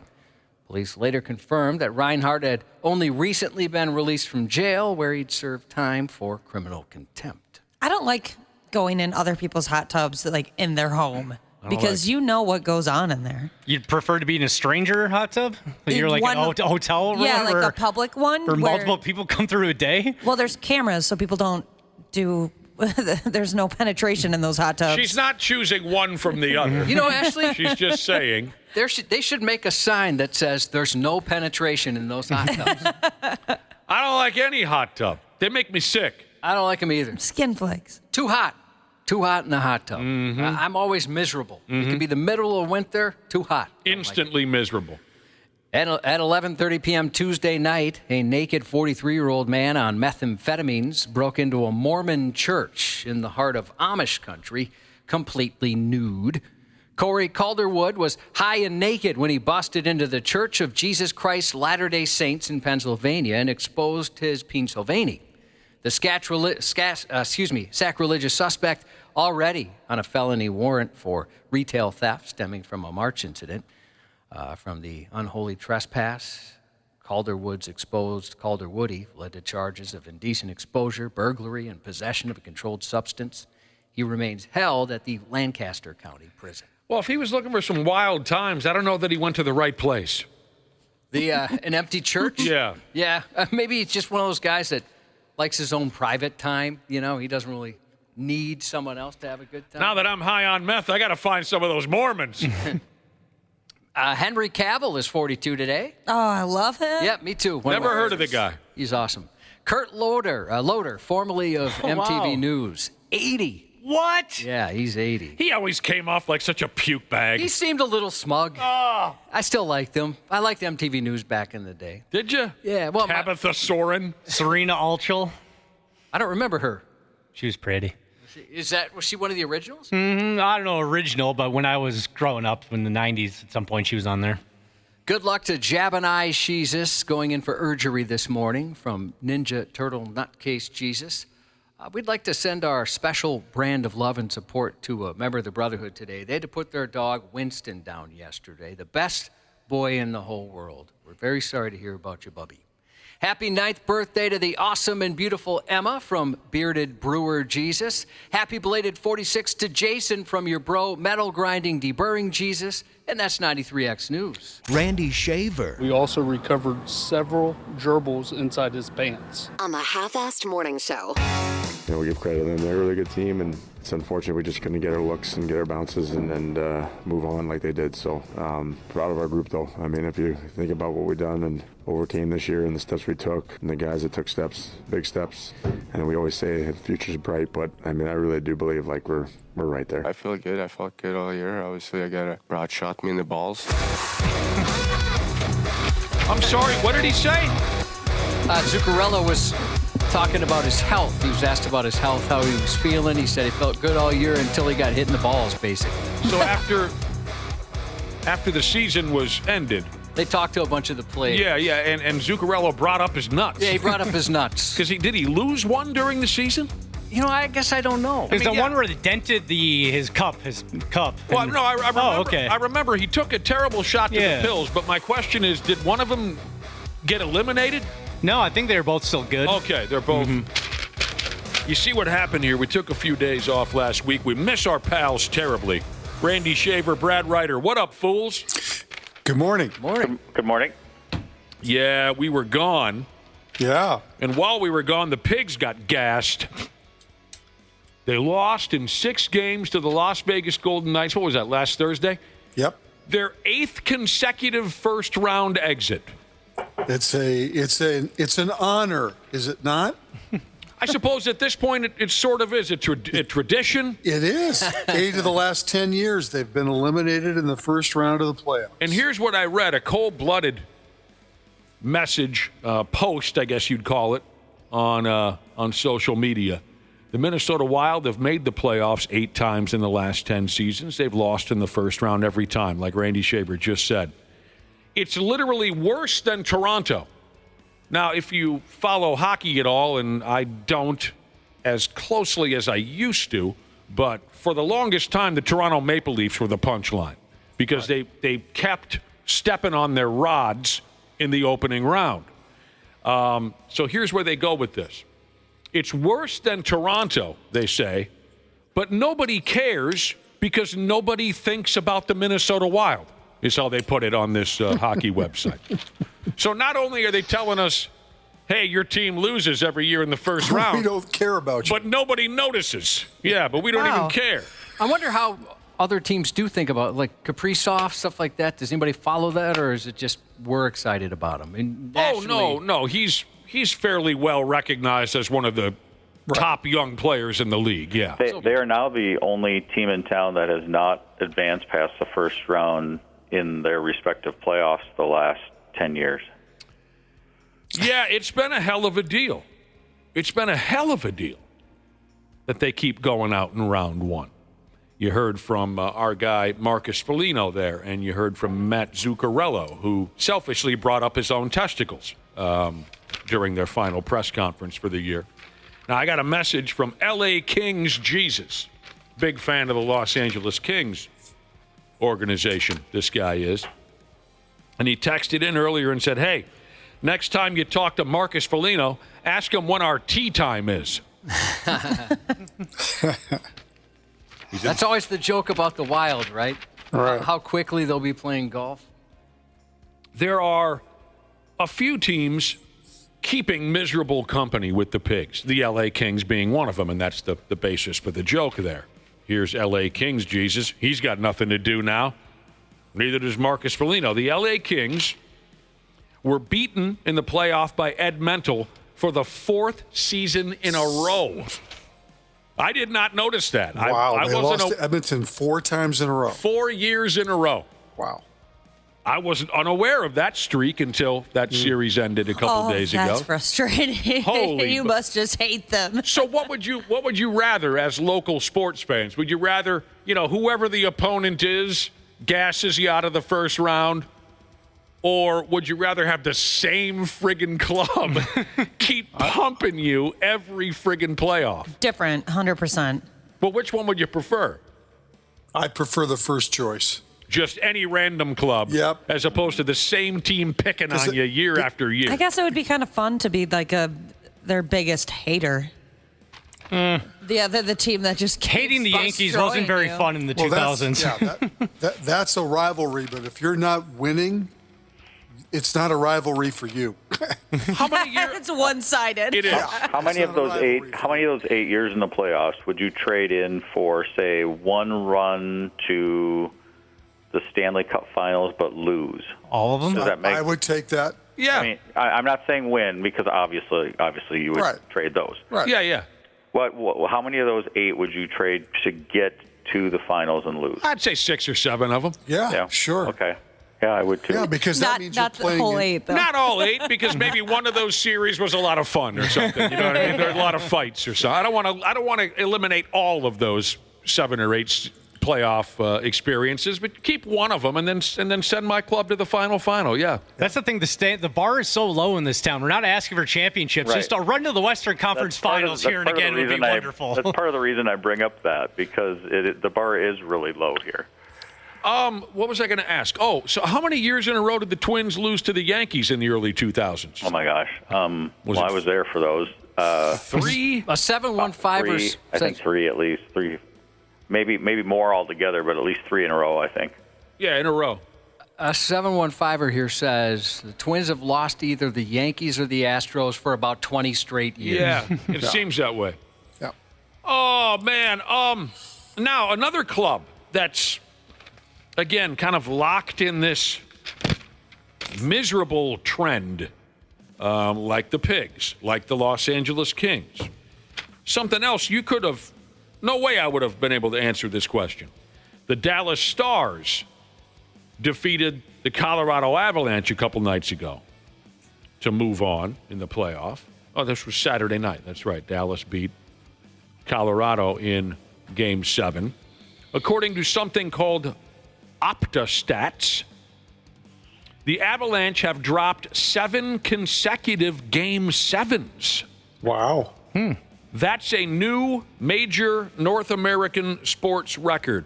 They are now the first team in the history of the National Hockey League, Major League Baseball, NBA. They don't mention the NFL, but they must be including. Well, there wouldn't be a Game 7. Oh, right. I forgot. They don't play series. They're the first team in the history of the NHL, Major League Baseball, and NBA to lose 7 consecutive do-or-die games. That sucks. But here I am thinking how cool it would be if your team got to 7 Game 7s. I don't think there have been 7 Game 7s in my lifetime in this state.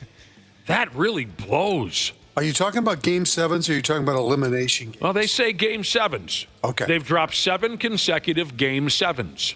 Okay. I didn't, go any deeper than that. Wow. Now, would you trade that for eight knocked out 8 times in a row in the first round? It all seems the same level of I think I'd take a few game 7s. Just feels like you've got a chance. Yeah, but there's extra heartbreak there, I know. in a game 7. Of course there is. There's heartbreak everywhere. We're in Minnesota. Winnipeg dodged a bullet last night, speaking of game 7s. God, did they ever? Double overtime game with Joe Boo and the St. Louis Blues. Wow. And Winnipeg got the win. Got her done. Number 1 overall seed, aren't they? Yes, they in are. the Western Conference. Yes. St. Louis just barely, well, I shouldn't say barely, but it was the last few days of the regular season where St. Louis knew they were going to be involved in the playoffs. They were the last wild card team to get in. Correct. Yeah. Pushed them to 7 games. I do it myself. Joe Boo, he ran out of steam. Tonight, game 1 of the Florida Panther-Toronto Maple Leaf series. As we're now into the conference semifinal round, Las Vegas will play Edmonton, this and that. We'll cover it, of course, as the games happen. But another first-round exit for our man Bear Pigs. By damn. But the future is bright. They don't have the Parisi Suter contract situation hanging over them, so everybody's excited about what it looks like. And the number one thing they've got to do is figure out Kaprizov. Get him. He's got 1 more year left on his deal. They want to extend him and get that taken care of. And then they can start to figure out all the other pieces that they want to add, because they'll have about $20 million of extra money now to be able to They'll probably spend. give it to Van Ginkel. He plays a different sport. Yes. Yeah, they'll probably give it to him anyway. They could go re-sign Ryan Suter. No, I don't think that's God, that would be hilarious. Can you imagine? There's so many Wild fans like, well, finally we got rid of those Suter Parisi contracts, and they bring him back. to a 1-year deal worth $20 million. Just outrageous money. That would be a dick. Zachy is all done. We know that. Yep. I don't know. Maybe he'd want to come out of retirement. We'd love to see that because we love Zach so much. But Josh, Ryan Suter being re-signed to a 1-year deal here with the Pigs would almost be as good as Karen playing for the Vikings. You know, you're one of the greatest people I've ever met, if not the greatest person. Who just walked in the room? You. Well, you're looking at me. I'm looking at you. You know what, Josh? I had that coming. I did. You deserve this. You deserve both, not one or the other. Oh my God! And I want them to be signed on the same day, unless you want to kind of just celebrate one and then maybe a couple days later celebrate the other. Signed on the same day. Dual press conference. I wouldn't be coming to work the next day. And to see them sitting side by side at a press conference, just with a look on their face as if they're thinking, we got you suckers right where we want you. They could do a dual poster and entitle it, How Do You Like Us Now? Oh, that would be beautiful. Now, here's some more dark hockey history. You know, miserable hockey history. A listener just sent me in a picture of former Golden Gopher Eric Howla, former Man Bear Pig also. Yep. I was totally unaware of the fact that Eric Howla was playing for the New Jersey Devils this year, but they were just beaten quite handily by somebody. Who the hell was it? Carolina. Carolina. Yeah. 6 games. Maybe it wasn't so handily, but anyway, Carolina eliminated the New Jersey Devils, including Eric Howla. It said here, Eric Howla has become the first player in Stanley Cup playoff history to be eliminated by the same opponent in 3 consecutive postseasons while playing for 3 different teams. Oh, my God. That's hilarious. Crazy. That's great. Thank you for that. What were the teams? Who were the teams? Oh, I have no idea who he's been playing for. Oh, my God. No That's idea. Hilarious. But it was Carolina. I don't know who the hell he's been playing for lately. If I remember right, he was... Didn't he go out to Vegas to start? Wasn't he part of the expansion draft? That much I do remember. I do remember. I think he went out to Vegas. I really... He's part of the expansion draft. Yeah. I believe you're right, but I haven't followed him since. I don't know who the hell someone can look it up if they want, who he's played for the last couple of years, and Carolina has ousted him the last 3 years. I remember hearing he needs to go play for Carolina. Yeah, let's remove that scenario altogether. Yeah, I'll do anything to sign with Carolina next season. I'll play for free. Yeah, I'll play for friggin' free just so you guys don't have to beat me again. Beat my brains in.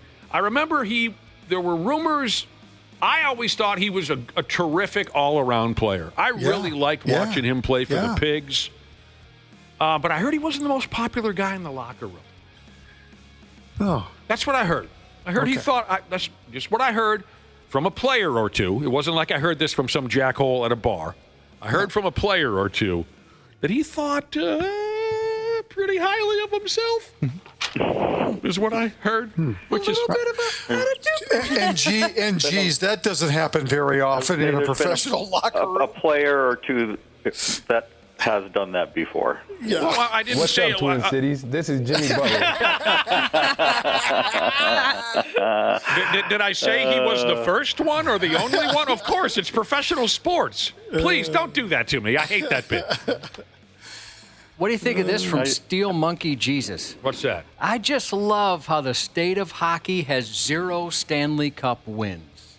Oh, stop it with that. Stop it with that, too. State of hockey. It's a made-up friggin' slogan. I hate how people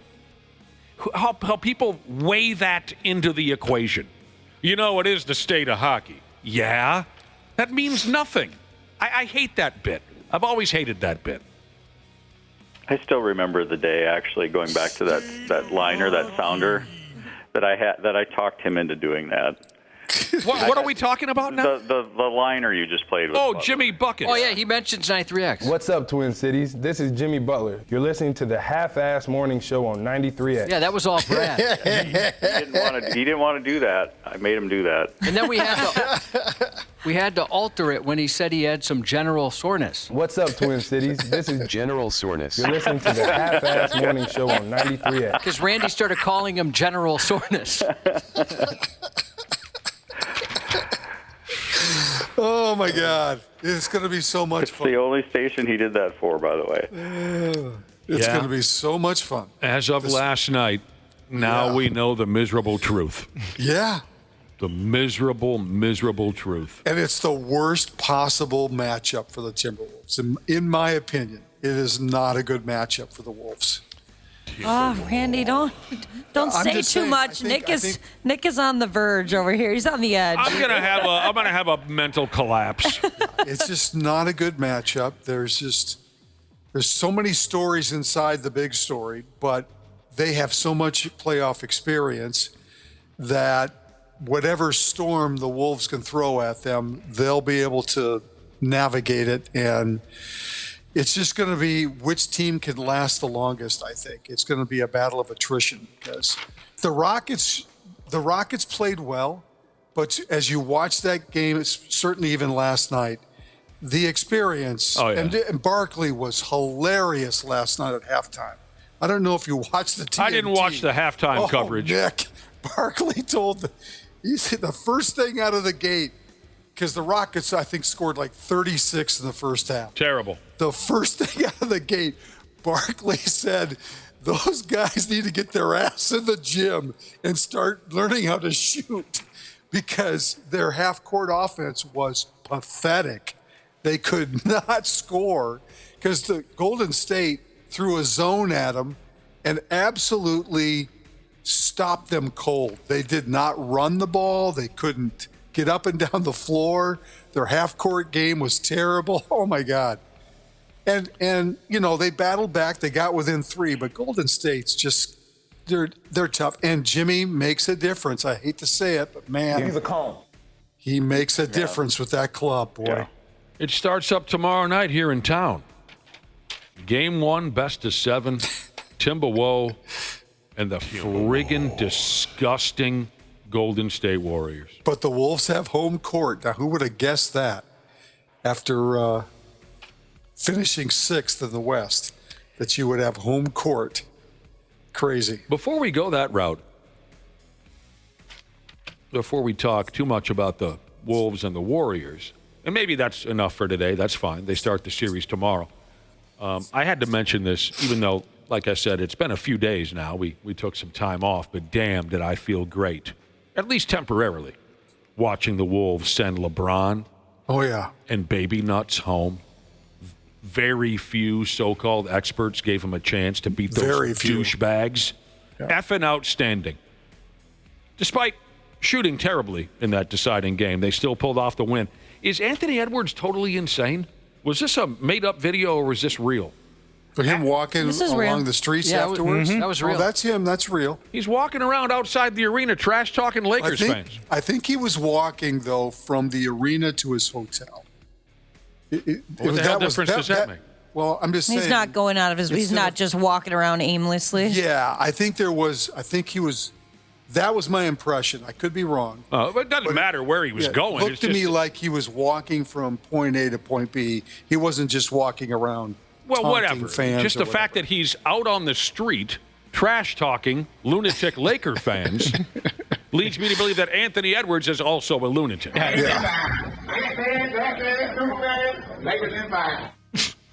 mean, even if he was just walking to the hotel, there is a bus that could have taken him there. Well, he was surrounded by quite a bit of security as well. I would say the setup in L.A., if it's the same as it was when I was there, the Staples Center, it's called something different now. The Staples Center and the team hotel, literally, if you can picture this, is the same distance between Target Center and the Lowe's Hotel. Okay, it's like literally, you wouldn't take a bus. It would make no sense. Well, still, I wouldn't. If I were him, I would not be out there.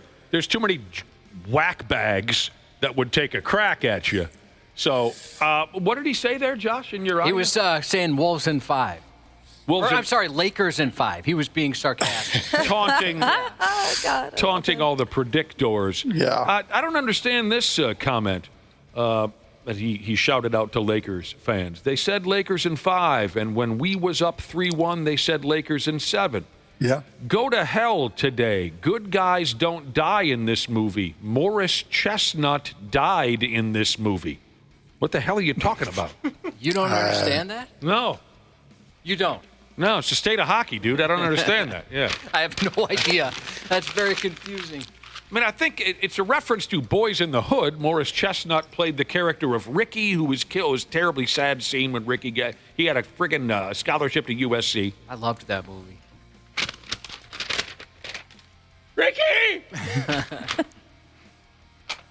All right. So there you go. The Timberwolves will have 5 full days of rest going into tomorrow's Game 1, compared to only 1 full day for the Golden State stupid Warriors. If that means anything to anybody.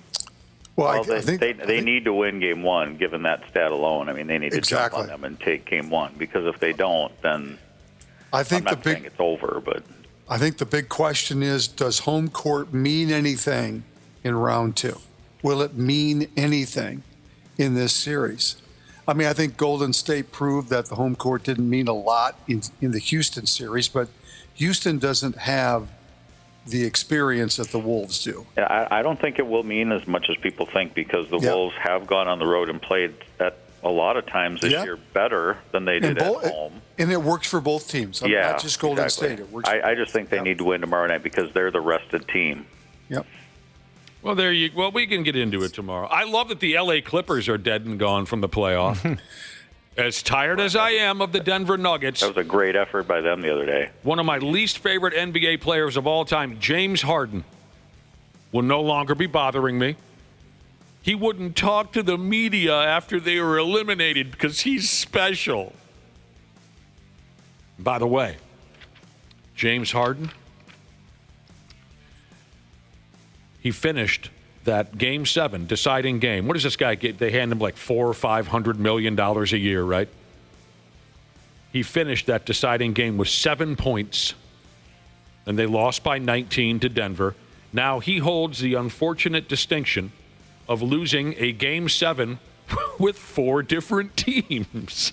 Oh, my gosh. When the lights get the brightest, James Harden wets himself. It's been a theme his entire career, and I friggin' love it. And he has a $36 million player option for next year. I don't know what that means. Meaning that means he can decide. He can opt in for $36 million next year with the Clippers if he wants to. I wouldn't give him a 12-pack of beer to play basketball for my favorite team. I wouldn't give, or if I was running a basket, I wouldn't give him a 12-pack of beer. Oh, man. I do like what Charles Barkley asked Nikola Jokic after that Game 7. I don't know if anybody was watching. So they were interviewing Nikola Jokic after the Nuggets eliminated the Clippers.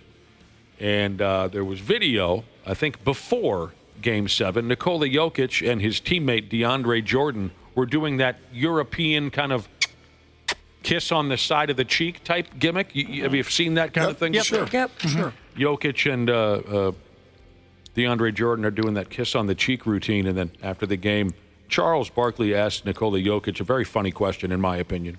3 kisses? Yeah, it's a Serbian thing. He wants to be a Serbian, so I got to let him have a little piece. Is that the ugliest person you ever kissed in your life? That's a great line. That's bogus. Oh, Barkley. That's great. And if I remember right, Jokic kind of thought about it for a second, and I think he nodded, yeah. He looks a little uncomfortable at first. The best part of Barkley's comments is watching Shaq's reaction. Because Shaq will, I mean, if you've ever seen the dirty water conversation after last year's playoffs when a team got eliminated and Barkley was talking about they're not going to Cancun, they're going to, I forget the name of the place in Texas. Waco or something like that. No, it's not Waco. It's San Antonio? It's something with the dirty water. It's some on the ocean place in Texas. And Shaq is absolutely, I mean, over the desk. He just loses it, lost it, because Barkley was so funny. That's the best part. Like last night, even when he was talking about Houston needing to get their ass in the gym to practice, I mean, Shaq is just dying. Galveston, that's it. It's in the dirty water in Galveston. Thank you, Slam Squad, Jesus. If you ever have a chance to run that clip, I'm telling you, when a team's eliminated and they're not sending you to Cancun, you didn't deserve that.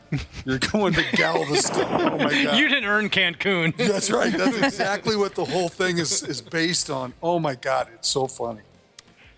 That's good stuff. So last Friday or Saturday, Greg Popovich, longtime head coach of the how do you say that club? San Antonio. Yeah, but what's the rest Spurs? of it? Close enough. I think you're right.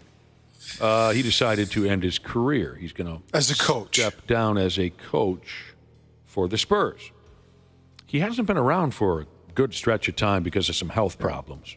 But I think he's going to stay on, though, as the team president, right? Okay. I think he's staying with the organization. I did not hear that, but... Yeah. Longest active coach in any of the 4 U.S. major pro sports. And now Pittsburgh Steelers head coach Mike Tomlin is that guy. He started his current gig with the Steelers in 2007. Popovich, 29 years as head coach of the Spurs. Wow. Man. Wow. The NBA coach with the longest tenure now would be, go ahead if you want to try to take a guess. Steve Kerr. No. Steve Kerr's a good guess, though. Yeah, that's probably what I would have guessed. Longest tenured NBA coach now that Popovich is gone skis. I'll give you a hint. When he won some championships with this team, he wasn't really the coach. The point guard was. Oh, Ty Lue. No, it's a good guess. Same player, but a different team.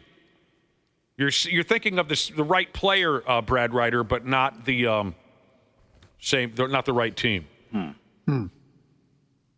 Eric Spoelstra. Oh, yeah. Oh, Miami. There you go. Sure. Yeah. He wasn't not. God, I would not have guessed. I was thinking it had to be a team that's not in the playoffs anymore. Yes. I was going to guess Bolster, but I didn't realize he was still the coach. Yeah. The Nuggets head coach has been on the job all of 3 weeks.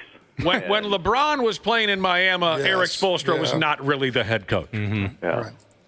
In the NHL, Tampa Bay's John Cooper has been around the longest, since 2013. Major League Baseball, the longest tenured manager is, now you're giving me all day, I wouldn't have come up with this. He's held the gig for 10, 11 years now. Kevin Cash, the skipper for the Tampa Bay Rays. Tampa Bay Rays, yeah. But Popovich, I mean, what a poke for that guy. Yeah. Took over the gig in December of '96. Wow.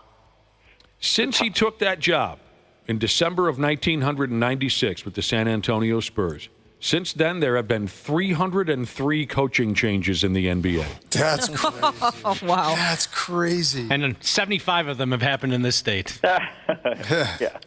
That's crazy. There are other teams, like, say, Brooklyn and Memphis, have changed coaches 17 times during the Popovich era. Sacramento, 16 different coaches. Milwaukee, Cleveland, Detroit, 15 different coaches. Crazy. As far as individual coaches themselves, during the Popovich era, 4 different coaches, Alvin Gentry, Doc Rivers, Larry Brown, and Mike D'Antoni, coached for 5 different teams. So the new, what am I saying here? Popovich is the career leader in NBA coaching victories, regular season, and playoff. Yeah, if you include playoffs, Doc Rivers is right up there too. But yeah, so, I mean, great run for the guy. Yeah. I'm sure he'll keep going for a little while longer. Yep. I was with the Wolves 6 years, and we had 5 head coaches. Name them. Name them. Go. Rick Adelman, Flip Saunders, Sam Mitchell. I love Sam. Tom Thibodeau. Tom Thibodeau. And Ryan Saunders. You weren't there for Rambis? What? You weren't there for Kurt Rambis? I was not. No, I missed him by a year. Boy, that was a rough year. Those were the years, boy. Kurt Rambis. That and Jimmy Rogers. Those were the years. NBA playoff conference final series are beginning. Last night, Indiana beat Cleveland in Game 1 of their series, which was kind of a surprise. Yeah. And then, of course, you know what happened with Golden State. Tonight, New York Knicks at Boston, Denver at Oklahoma City. Good matchups. Fun matchups. The Twins effed around and won 2 or 3 in Boston over the weekend. Josh. You brought them good luck. Well, I brought them bad luck. Unfortunately, I went to the one game they lost, but it was still a blast. Though, you were there, though. I inspired them for the next 2. What was the favorite part of Fenway? Oh, man, it was great. If you're even a casual baseball fan, I think you'd love it. That park is so awesome. It's everything everyone says it is. I can't pick a favorite. It was all great. The fans were so nice. That whole city is very welcoming. I had a different impression of what it was going to be like. I wish I could pick a favorite. We took a tour beforehand. That's definitely worth it. We learned a lot about the park. It was a lot of fun. Cool. I think most fun I've ever had at a baseball game. Did they take you back by the scoreboard? Yeah, they took us everywhere. Yeah, that's pretty cool. You're talking about the old-fashioned scoreboard? Yep. Yeah, it's cool because in between, in timeouts, TV timeouts, they have a guy out there with a giant stick just putting up changing the numbers. Putting the numbers. That's so sweet. They think they're cool in Boston. I was mentioning to Ashley, her ex-boyfriend, Louis Varland, waved at us before when we were doing the tour. We got to sit on the Green Monster and stuff like that. Pretty cool, Cubby. That's not where our seats were, but when we took the tour. Yeah. And I was telling you guys, too, that we heard so many times, not just at Fenway, but just walking around the city, hey, thank you for David Ortiz. That was the big joke for Minnesotans. And there were a lot of Twins fans there, by the way. Yeah, the first time I was in Boston, I get out of a cab from the airport, and the guy's like, where are you from? And I go, I'm from Minnesota. And he goes, oh, let me thank you from the bottom of my heart for Mr. Moss, Mr. Garnett, and Mr. Ortiz. Big Pepperoni Jesus wants to know if I ate at that restaurant in the outfield. No, but we visited it. So it's kind of cool. There's this public bar and grill that there's like the equivalent of a garage door that opens up, and people that sit in there can watch the game. You don't even need tickets, nothing. Yeah. You can just walk right in there and watch that. There's really not a bad seat in that place either. No, and that's something they actually pointed out on the tour. Yeah. It's set up really nice. It's not, I think, is it the smallest stadium in the league? It is. The smallest footprint, yeah. They said there was like 35,900 people there. It was definitely sold out. I mean, but a lot of those seats are in the lower deck, too, which makes those really good seats. Hell of a deal. Yeah, it's awesome. They got a couple of clutch late hits in yesterday's ball game, and they won the prick 5-4, so they win 2 of 3. Yeah. Day off today. They start a home series with the Baltimore Orioles tomorrow night. So there you go. And rumors are going around that Royce Willis and Willie Castro are likely to rejoin the Twins in this here Baltimore series. I think so, yeah. I mean, Lewis just concluded his stint over with St. Paul, and everything seemed to be going great. So as long as he doesn't have to run the bases, I think we'll be okay. Torrey Hunter might be interested in managing. That'd be awesome. Managing where? Major League Baseball. The Starbucks down the street. Is he managing anywhere right now? Currently, he is an assistant to Ron Washington with the Anaheim Angels. So is he in the dugout? I don't know. I haven't spotted him. I don't think I haven't spotted him. I think he might be just kind of an advisor role. So I think he sits up in the press booth and drinks beer and chews Copenhagen and then talks to Ron when the game is up. Yeah, I don't know. He was interviewed on a podcast or something. He said he might be interested in. I would love to see Torrey Hunter managing any damn buddy. I'm one of his biggest fans. I love that guy. Yeah. I would think in today's world of how you would need to communicate with athletes, he would probably be a really good choice, at least from that perspective. Yeah, I just don't see him as being a manager, That just doesn't, I think he'd have to have somebody with him to strategize. You know, he'd have to have a really good bench coach in that regard. Yeah. But as far as communication goes, I think he'd be great. I have some, fairly interesting sports history here for you on this day in history. 1904, on this day. I wasn't around then. So. Couple years off. Not even a wrinkle in the sheets yet. The American League's first perfect game was pitched on this date in 1904 by a feller called Cy Young, and he led his club to a 3-0 Never victory. Heard of him. He led his club to a 3-0 victory over Philadelphia. Okay, great. Yep. But it spins from here into a much more interesting Philadelphia fact. And I'd never heard this before, and I'm truly drawn in by this. A fun Philadelphia fact. Legendary duo, pop music duo, Hall & Oates. They were terrific. I saw them in concert a few years ago. Absolutely lights out. Do they still like each other, though? No, I don't think so. They don't. No. They're done. All right. I didn't think so. That's too bad. I've heard on and off for years that they get along for a while, and then they get drunk and beat each other within an inch of their lives. I'd watch that fight. My favorite Hall & Oates song, Josh, Wait for Me. Yeah, I would agree with that. Beautiful. And they played that one when I saw them live a few years ago. It's all I was there for, was to see them play that sumbitch, and they did it. That was off their 81 record. They did write a song about Dana's sex life. Oh, no. What song is that? It's called Did It in a Minute. It's a damn good minute, too. Let me tell you this Hall & Oates fun fact, which I went through a boring Cy Young stat in order to get there. Hall & Oates met when they were both at a concert in Philadelphia. A gang fight broke out. They hopped in the same elevator to get away from gunshots and found out they both went to Temple University, and that's how they became friends. Wow.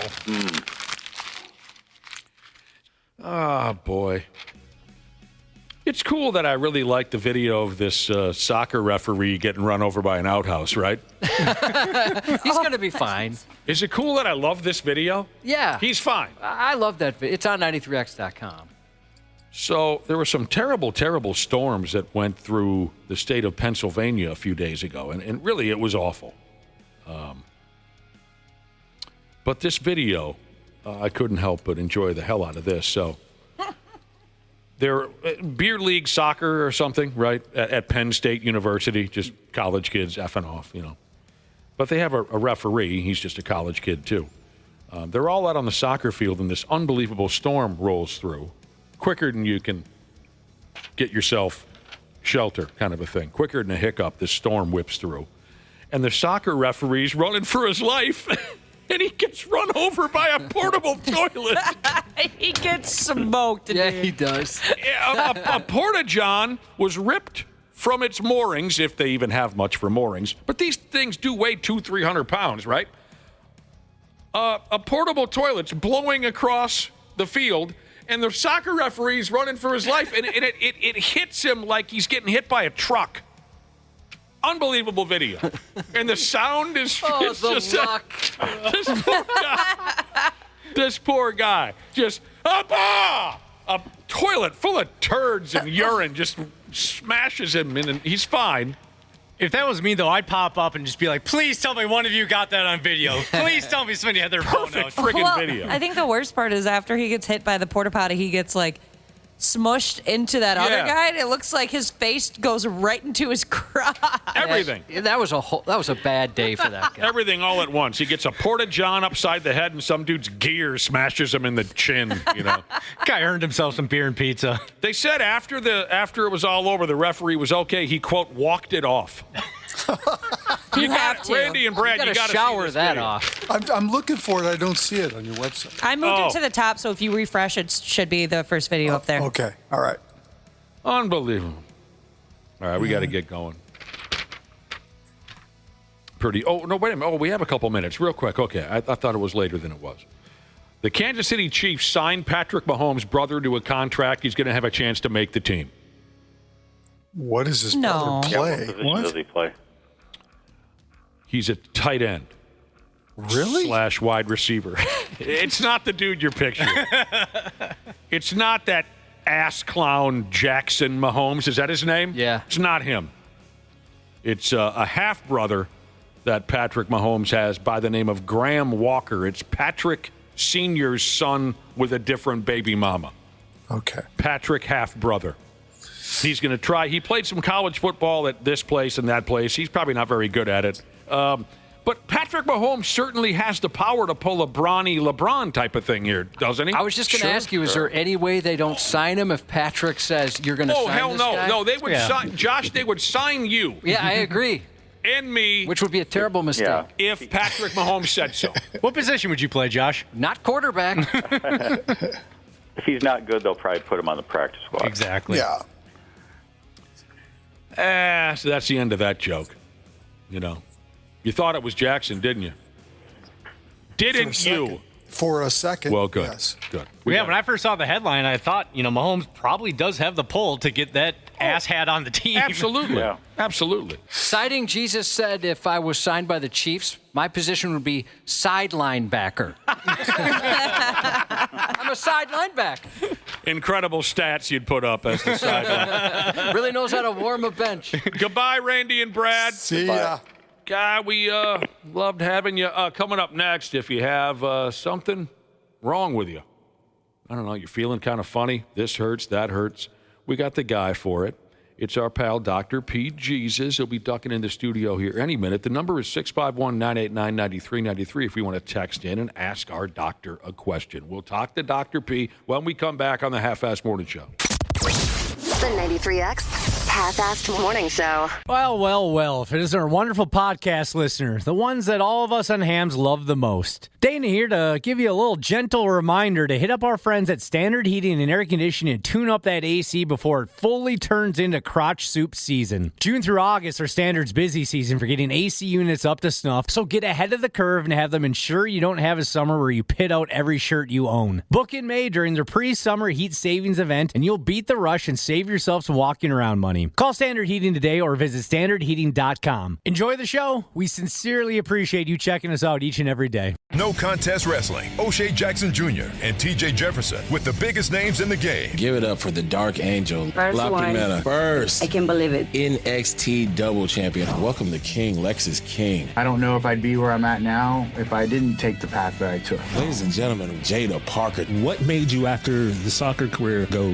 WWE? The answer I always have to that is why not? The No Contest Wrestling Podcast, part of the Rich Eisen Podcast Network. Follow and listen on your favorite platform. Dr. P. Jesus. The 93X Half-Assed Morning Show. God help us. She's a Monday broadcast. We're back here on the 93X Half-Assed Morning Show, 8:30. Thank you very much for hanging with us. Our guest, who has settled himself into our garbage radio studios, is happy to help you out. If you have a question for a doctor, text somebody else. If you have a question for a doctor/pimp, the number is 651-989-9393. Our friend Dr. P. Jesus is here. Hello, brother man. Hey, good morning and welcome back to the airwaves. Are you welcoming yourself? Oh, that's right. We were off a couple days. I got confused. Yeah. No, I'm not welcoming myself. I see. Thank you for welcoming us back. Yeah, Josh you're had a missed. nice. You're missed. We appreciate that. Josh had a nice little family vacation. Yeah, one of the best weekends of my life, easily. It was awesome. And it was that's amazing, Josh. Maybe you're changed. Maybe you're going to become a traveler now. You're going to go everywhere. You're going to no. I don't think that'll be the case, but I sure did enjoy this past weekend. You'll be on a safari before you know it, Josh. I like it here. One of the best times of your life. Yeah. That's really cool, actually. It was just really good. The whole family finally got a chance to go. Nice. I grew up on the East Coast, so Boston was basically the only city I ever really went to. And Fenway was the only baseball park that I had been to until I moved to Minnesota. And boy, oh boy, let me tell you, the first time I went to the Dome to watch baseball, I was disappointed. You didn't realize what you had. Oh, man. It was like, you got to be kidding me. Was it on a sunny Saturday afternoon? Probably. Just perfect. Yeah, I just remember first fly ball. Wow. You really can't see where the hell is it? Ceiling. How are they going to catch that? That was the biggest bummer at the old Metrodome was when you go see a day game. It's just gorgeous out, and you go, "What are we doing here?" It was so. It was great and terrible at the same time. Yep. That's right. You're an East Coast guy. I am, but you're so tolerable. Yeah, I was expecting people who. I heard you say that earlier. Yeah, it was great. They could not have been nicer. Very welcoming. Yeah. So is it when they come here to our town that's when they act like douchebags? Maybe just the douchebags arrive here. I mean, maybe. Yeah, I think in general, certainly in Boston, I never had any issues. I mean, New York, I think, is colder for sure. I lump them all together. They're all a bunch of pricks. Yeah, that's how I used to think. But I'm wondering, because I barely heard any Boston accents. Just a couple. I was kind of disappointed. I would say, yeah. I mean, unless you grew up right around the city of Boston, I don't think people have an accent. Down in Southie. Okay, right. I was wondering if maybe they were just transplants, and that's why everyone was so nice. Or just the Boston accent isn't as prevalent. It's true. There are certainly a lot of transplants to Boston, I would think. I mean, tons of colleges there, and people just end up staying. So. Yeah, that's true.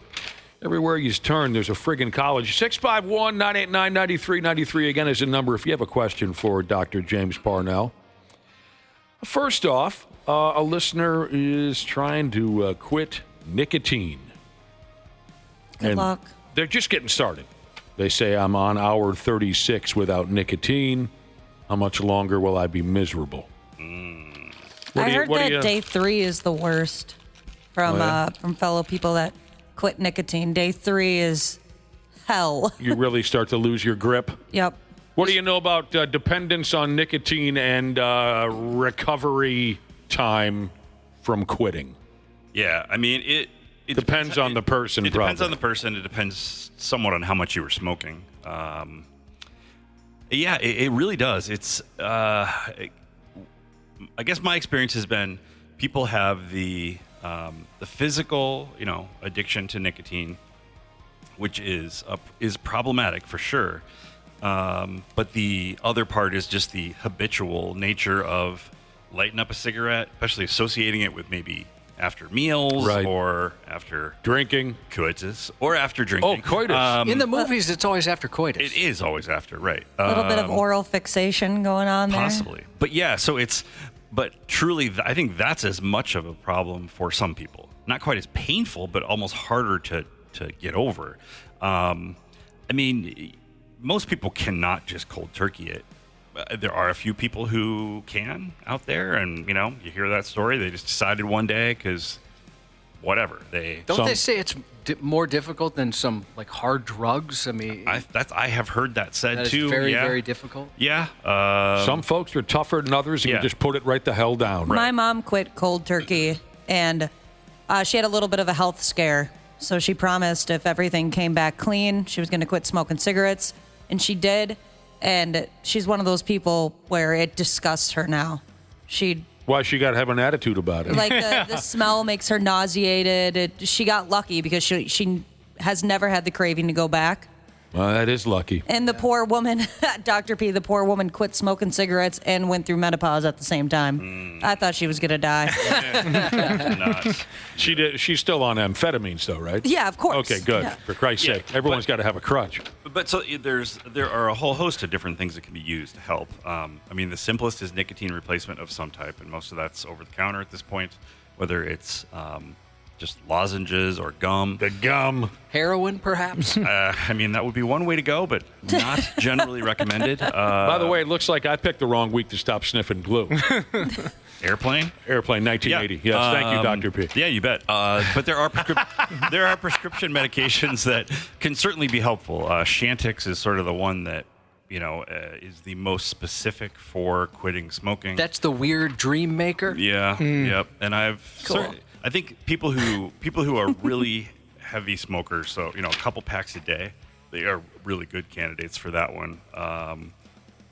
Just because it's so hard to break that habit, because it is so physical and so mental. Because if you're smoking 2 packs a day, you're pretty much lighting one up, all the time. Oh, yeah. My folks used to. I mean, they'd light cigarettes off of cigarettes, and they both quit cold turkey. Just bombing them. That's impressive, Josh. But good to be quitting, because I mean, it's sort of, I mean, there's less smoking than there was for sure. I think the numbers still go down, but plenty of people still smoke, and it's so expensive now that it's like a luxury item almost. I was shocked when we talked about how much that cost. It is crazy. Do most folks replace a bad habit with another habit? What I mean by that, and that replacement habit doesn't necessarily have to be bad. I hear a lot of drinkers who quit drinking, then they become addicted to exercise or something like that. Whatever it takes, I'm just wondering if you've heard that before. It seems to me that most folks, when they quit liquor or nicotine, they find a new fascination. Yeah, like Ashley mentioned the oral fixation. Do you have any recommendations for somebody who's replacing cigarettes? Find something else. Well, orally. Josh, when your folks quit cold turkey, don't even. What did they move on to? Well, it wasn't exercise. Rough sex? On a serious note, geez. I've heard a lot of people substitute it with candy. Like a bag of Skittles. Oh, yeah, eating. That's what we hear is eating. Sugar. Eating is unfortunately the most obvious oral fixation, and people do tend to gain weight. Isn't that why they say some models will pick up smoking cigarettes so they don't eat as much? It suppresses your appetite. Have I just learned that in movies? I mean, that could be. I think I have seen that in movies too. Yeah. I mean, it does. It probably does suppress your appetite a little bit. And a cigarette day keeps the calories away. Well, good luck to our listener who's on 36 hours off of nicotine. Yeah, we're cheering for you. For most folks, it's a real bitch. One other tip I'll throw out there. This sounds silly, but I had a buddy, 2-pack-a-day smoker, tried everything, the gums, the lozenges, everything. He couldn't quit. Then he finally got this app. He hasn't smoked a cigarette in over 5 years. He has this app, and every day you push a button in the app, and it keeps track of the days. And he goes, he loves that satisfaction every day of seeing that number get higher and higher. And he says that's the simplest thing, but that's what finally did it for him. There you go. Yeah, so finding something that motivates you is key. This one is a tad concerning. I'll let you judge. You're the doctor. Sure. They say I've been peeing blood for a week. Oh. But the soonest I can get a urology appointment is in about 8 weeks. What can I do to make sure I don't keel over before I get scoped? Boy. And that's all the info I have.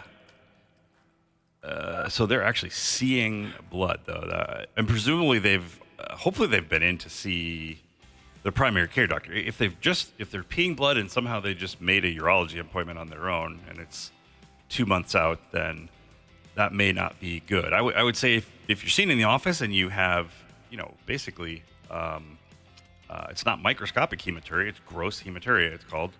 That needs to be checked out pretty quick. And I would think you could usually, we can finagle people to get in sooner than that. Like if you throw them a couple of bucks. Peeing blood. Right. Yeah. That's just scary. So you go to the regular doctor. Yeah, absolutely.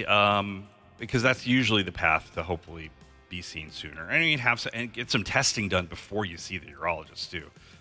Is there anything that comes to mind right away? STD or? I mean, injury? usually that would be unusual to have true, gross hematuria from an STD. It's possible. No, I mean, you're thinking something more in the bladder or ureter or kidney. I had an infection that caused that. Oh. Was it chlamydia? Was it an STD? No, I was going to make a your mom joke, but I can't do that to you. No, it was just like a urinary tract infection. Okay. Yeah. So it could be. So that's the thing. I mean, having a urinalysis done, if there is an infection, having it treated, but probably having some imaging of the kidneys, looking for stones. I mean, there's a whole host of things that can be very helpful for the urologist to have already done by the time you see them. Before they decide to probably scope you. Well, just to piggyback on that from corporate She Jesus, a male in my life, she says when he pees after eating foods with red food dye, he pees red. Is that normal or is something wrong? I don't think there's something wrong, although... This guy's like the Powerade Chug-a-Lug champion of Hennepin County or something? I've never had that happen. I might have to look that. That could be... I mean, sometimes there's some genetic things where maybe you just can't process a certain something or other, and it comes out in the urine like that. I'll have to look that up. What is it? Asparagus. Some people. I get that with a few things. You get that smell with a few things. Not the asparagus one, but the different one. Oh, so some people don't get that smell. Some people don't. Okay, because I don't think I do. You would know, I think. I mean, it's pretty profound. I do get it. That's how I know that. I'll check my shoes. Yeah, but I'll look that up. I can't imagine why it would be bad unless you're drinking like gallons of. Yeah. Something red. with red dye. You're just putting red dye in your water. Yeah, red dye number 7 or whatever it is. Showering in Kool-Aid. While we're discussing blood and genitalia, Dr. P, a female listener texted in to say, I missed taking my birth control pills for the last 3 days. 2 nights ago, I got it the F on with some effing dude. And I was on my period. So I guess my question is, what is the likelihood of getting pregnant while missing a pill, but also having sex on the rag ski? P.S. Don't worry, we put a towel down. That's good. Good job. So she'd missed her birth control pills for 3 days. She gets on her period and has sex with a stranger. What are the chances of getting pregnant? Does that mean she was just taking those like placebo? She missed like the placebo pills if she was on her period then? Yeah, there's a few variables there that matter. I don't know whether she meant she like missed the last 3 days and then 1 day ago or 2 days ago she had this experience. I think it sounds like maybe on the second day of missing her pill is when she got it on with this lowlife. Okay. Great timing.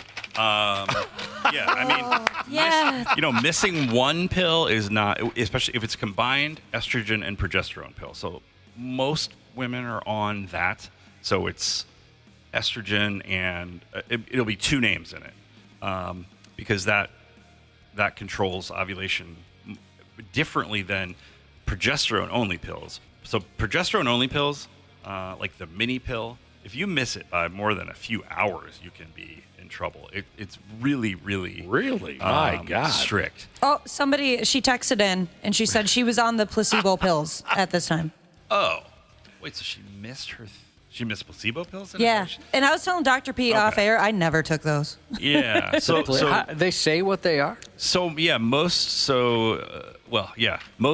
contraceptives combine estrogen, progesterone, have 21 days of active medication in them, and then they have 1 week of placebo pills. They're labeled clearly. It's really just, you don't have to take them. It's just a memory device so that, if you take it every day, you go through the pack, you know when to start the next one. As opposed to, I finished my 3 weeks of medication, hopefully I'll remember to start the new one in a week. So when you start that placebo week, again, placebo just means a sugar pill. So it's, you're going to have your period. So I think unless we're, it would be good to be absolutely clear, and she should discuss this with her doctor to be sure, because there's different scenarios if you miss active pills, like if you miss 1 day or 2 days. If you miss more than 1 day, you're at high risk of getting pregnant. Again, if it's the active pill. Just 1 day. I didn't realize it was so strict. I mean, you should use backup protection. Okay. And what about that towel? Were you impressed that she laid the towel down? Yeah, that will protect the bed. And then she said, an hour later, I hooked up with this other guy. No, I'm kidding. Yeah, because the question is, does she need to take emergency contraception?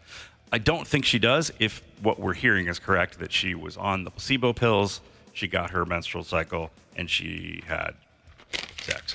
She might want to get tested for gonorrhea, chlamydia. But I was so terrified when I was on birth control because obviously I did not want to get pregnant at all. I always used a Plan B method. Not like the Plan B pill, but I always had a backup plan. If you thought you were scared when you were on birth control pills, Josh, tell us about when you were on birth control. That was a scary. Nobody told me they were for women. Right. Right. I bet that was kept asking her to put a condom on. She's looking confused. There wasn't that great a level of sex ed at your Catholic school. No, not at all. I was going to say I'm confused by a lot. It was very vague there. So I thought when a woman had her period, you're safe. Not 100%. Not 100%. What? I thought that was all the stuff that becomes a baby leaving. It is. Yeah, again, if generally that is true, right? It should be in that point of the cycle.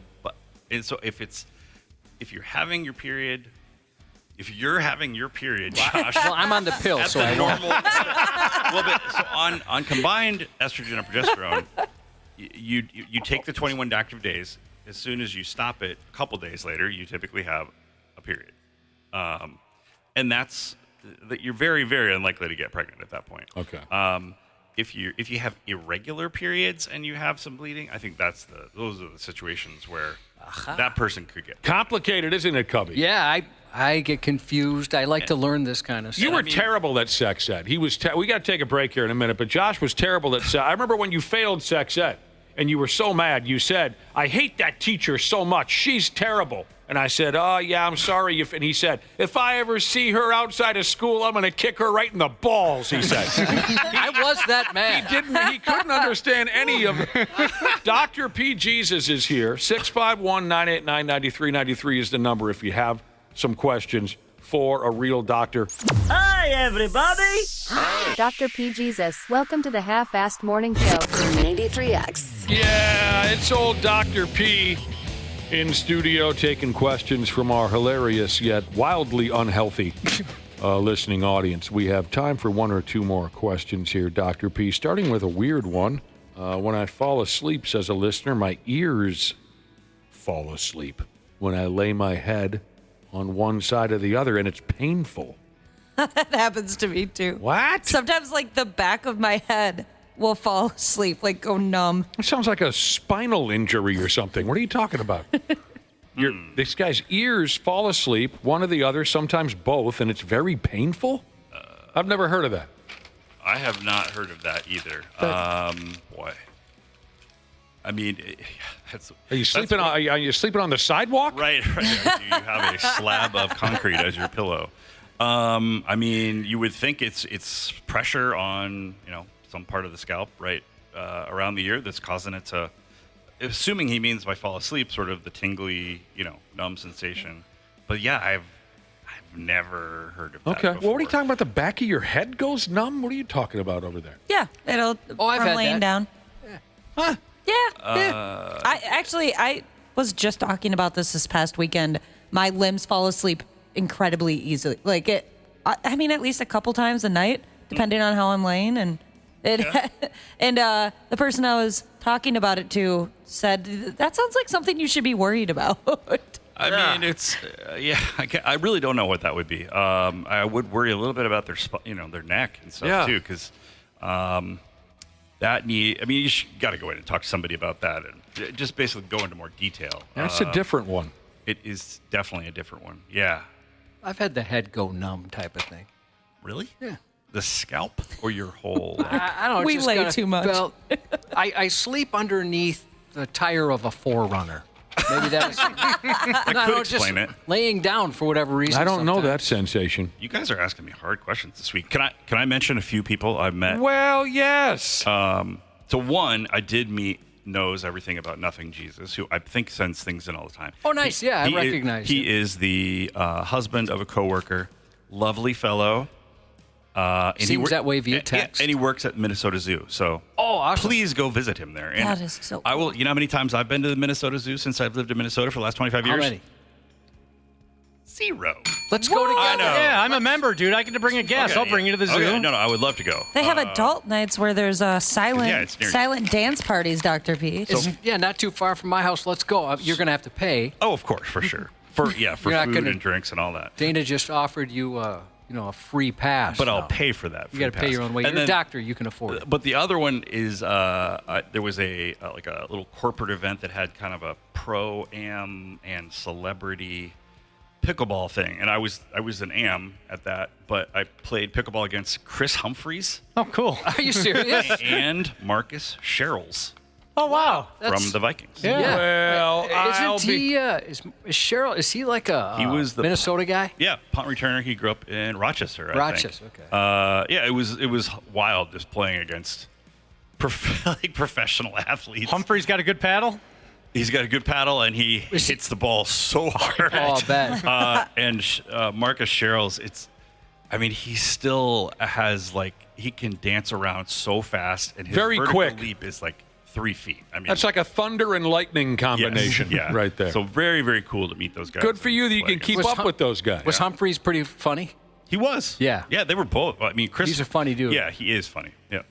Well, thank you very much, Dr. P, for all your Can we get one more in? Oh, of course. Please. I promised this person. No, yeah, let's do it. Oh, you made a promise. I don't like to break promises. No. Millennial steel cutter Jesus. So he just found out his mother has a genetic mutation, some sort of genetic mutation. He didn't tell me specifically.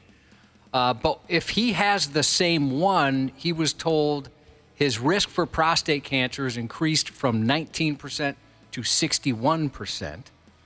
So I don't know if that automatically tells you what it is, but he's wondering, is that something he should just go get checked out, knowing that information? Yeah, typically with genetic testing, the best thing to do is to, if he has the information from his mom with the details, scheduling an appointment with a genetic counselor. They are the experts at helping all of us understand, what sort of testing would be appropriate, whether you want to do that kind of testing. Because, that's the thing. You can find increased risk of this or that, but then what are you going to do about that? Are you going to be worried about it to the extent that it's going to destroy your life? Or is it something that you can take specific actions to try to prevent things? And that's the field of genetics is growing, exponentially. But it always comes down to how useful is the information and what are you going to do with it. So that would be the way to go. And if he's not sure how to do that, you can talk to your primary care doctor and they can set it up. There's genetic counselors with all of the health systems in town. And again, they're just super well informed. They'll give you tons of information. And then there are insurance policies about genetic testing because some things are covered, some things are considered kind of experimental. That sounds like probably something that would be covered if it's a mom with a proven mutation. Certainly could be checked for the same thing, but it's not obvious to me which one that would be. Okay. Could be BRCA is sort of the most common. BRCA 1 and 2 are mutations in a gene that can increase the risk of breast cancer, but can also increase risk of various other cancers. You got it done, Dr. P. Yeah, thank you so much. Good seeing you. See you again, bro. Sounds good. Before we go, happy 24th anniversary to East Winstead Jesus and his better half. Happy belated birthday to Bree, who turned 39 last Friday, from your big bro, pig sticker bass fisherman Jesus. Ginger Ninja Jesus text in a happy birthday shout out to his best bro, Jeremy. Thank you for listening. Thank you to the podcasters listening later, and happy Cinco de Mayo. 93X Half-Assed Morning Show. 93X. Well, if it isn't our wonderful podcast listener, the ones that all of us on hams love the most. Dana here to give you a little gentle reminder to hit up our friends at Standard Heating and Air Conditioning and tune up that AC before it fully turns into crotch soup season. June through August are Standard's busy season for getting AC units up to snuff, so get ahead of the curve and have them ensure you don't have a summer where you pit out every shirt you own. Book in May during their pre-summer heat savings event, and you'll beat the rush and save yourself some walking around money. Call Standard Heating today or visit standardheating.com. Enjoy the show. We sincerely appreciate you checking us out each and every day.